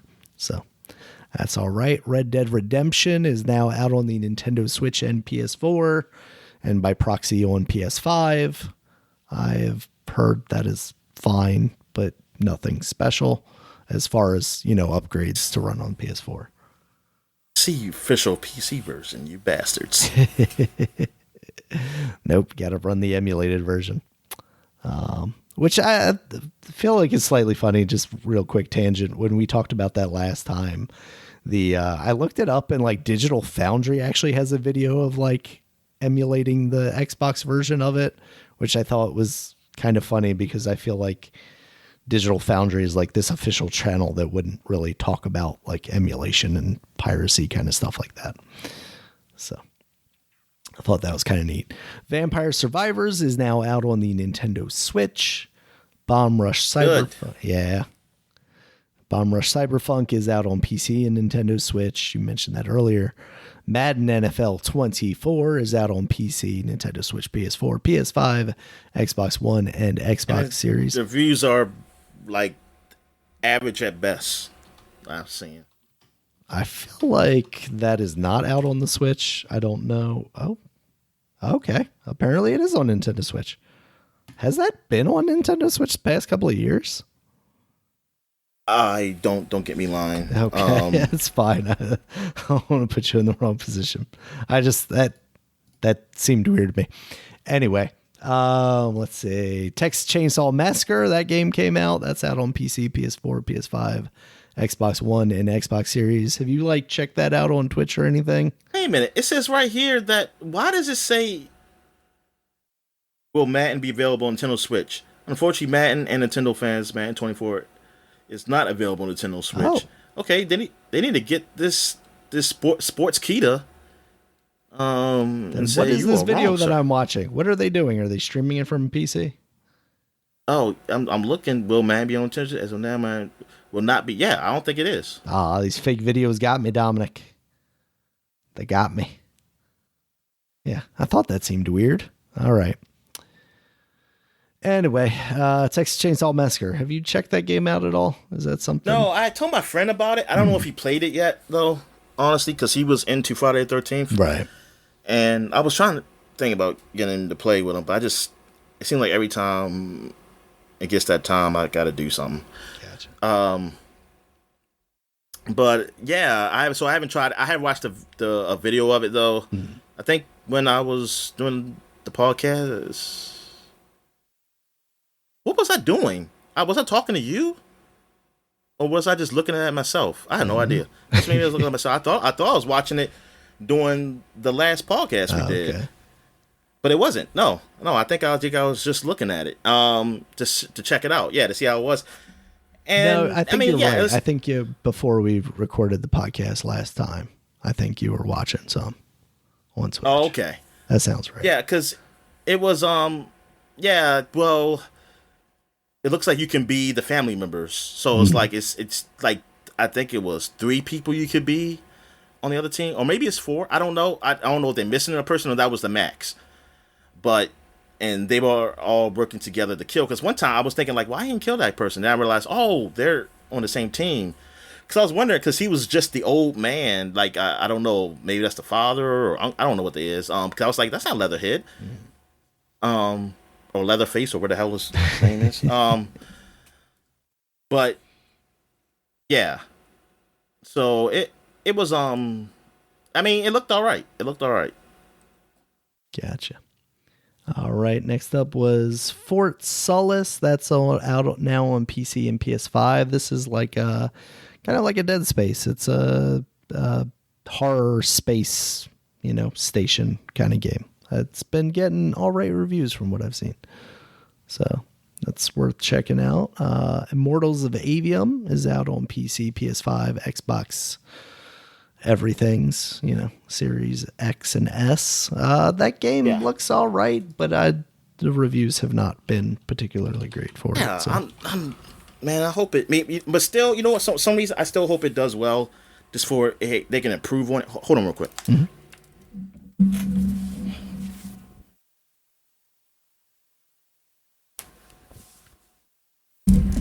They can improve on something, because this seems like a good idea. Yeah. I mean, it seems fine.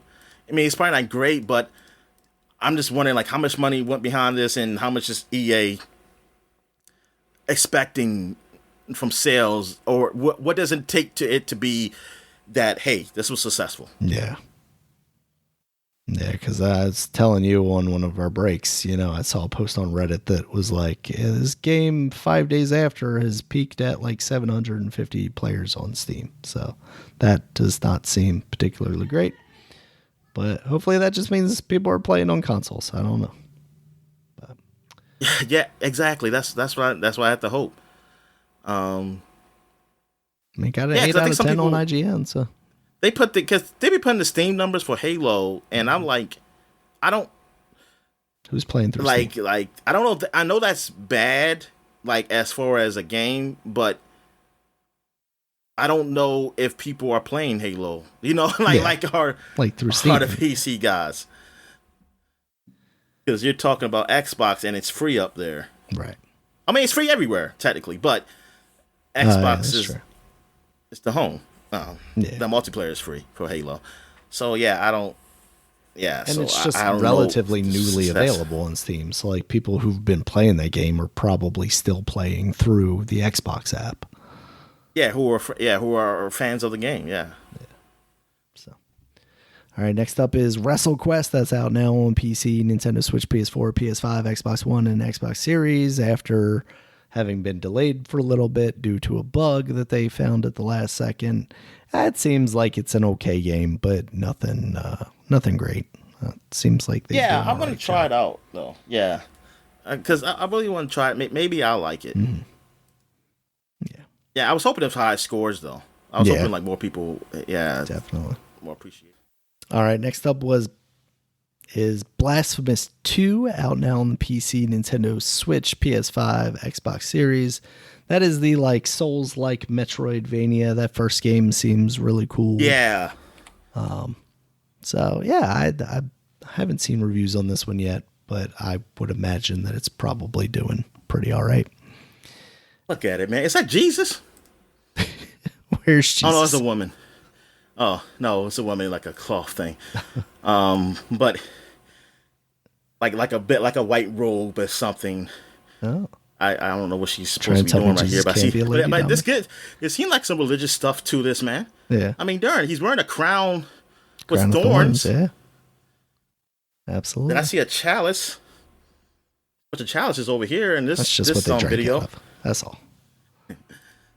All right. And then we got Armored Core 6 Dominic Fires of Rubicon out on PC, PS4, PS5, Xbox One, and Xbox Series. Yeah, I want to try that game out. And because I like the action and stuff, looks pretty fun on it. Now, I don't know, because everybody keeps saying, because it's the guys who did Dark Souls. So I don't know if it's like a super hard game.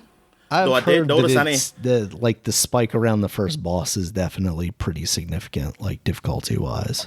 Oh, okay, because there is not a difficulty level thing when I had started up a bit. I didn't really play much. I didn't get far at all. That's why I really didn't mention it. But yeah, I noticed that I didn't see no difficulties up there. I was like, oh, I don't like this. I was like, I don't see where's the easy modes or medium hard. I say, oh crap. Yeah. I was hoping I could come later. Maybe they test how well you play and then they make it easy for you. Yeah. So it looks all right. It's obviously getting reviewed pretty well, being a FromSoft game. So yeah, that is what we got, Dominic. You got anything else for the people? No, I think I'm all right, man. All right. Thank you guys as always for listening. You check us out on Twitter. Dominic's at DStallworth5. I'm at Regulus MB. The podcast is at Supapod, SUPAPOD. Supapod.com is the website. You can check us out there. It has links to all the places you can find us, including YouTube, where there's a video version of this podcast, as well as iTunes, Stitcher, Google Podcasts, Spotify, and any other place you might find an audio podcast. Until next time, guys, talk to you later. All right, see ya.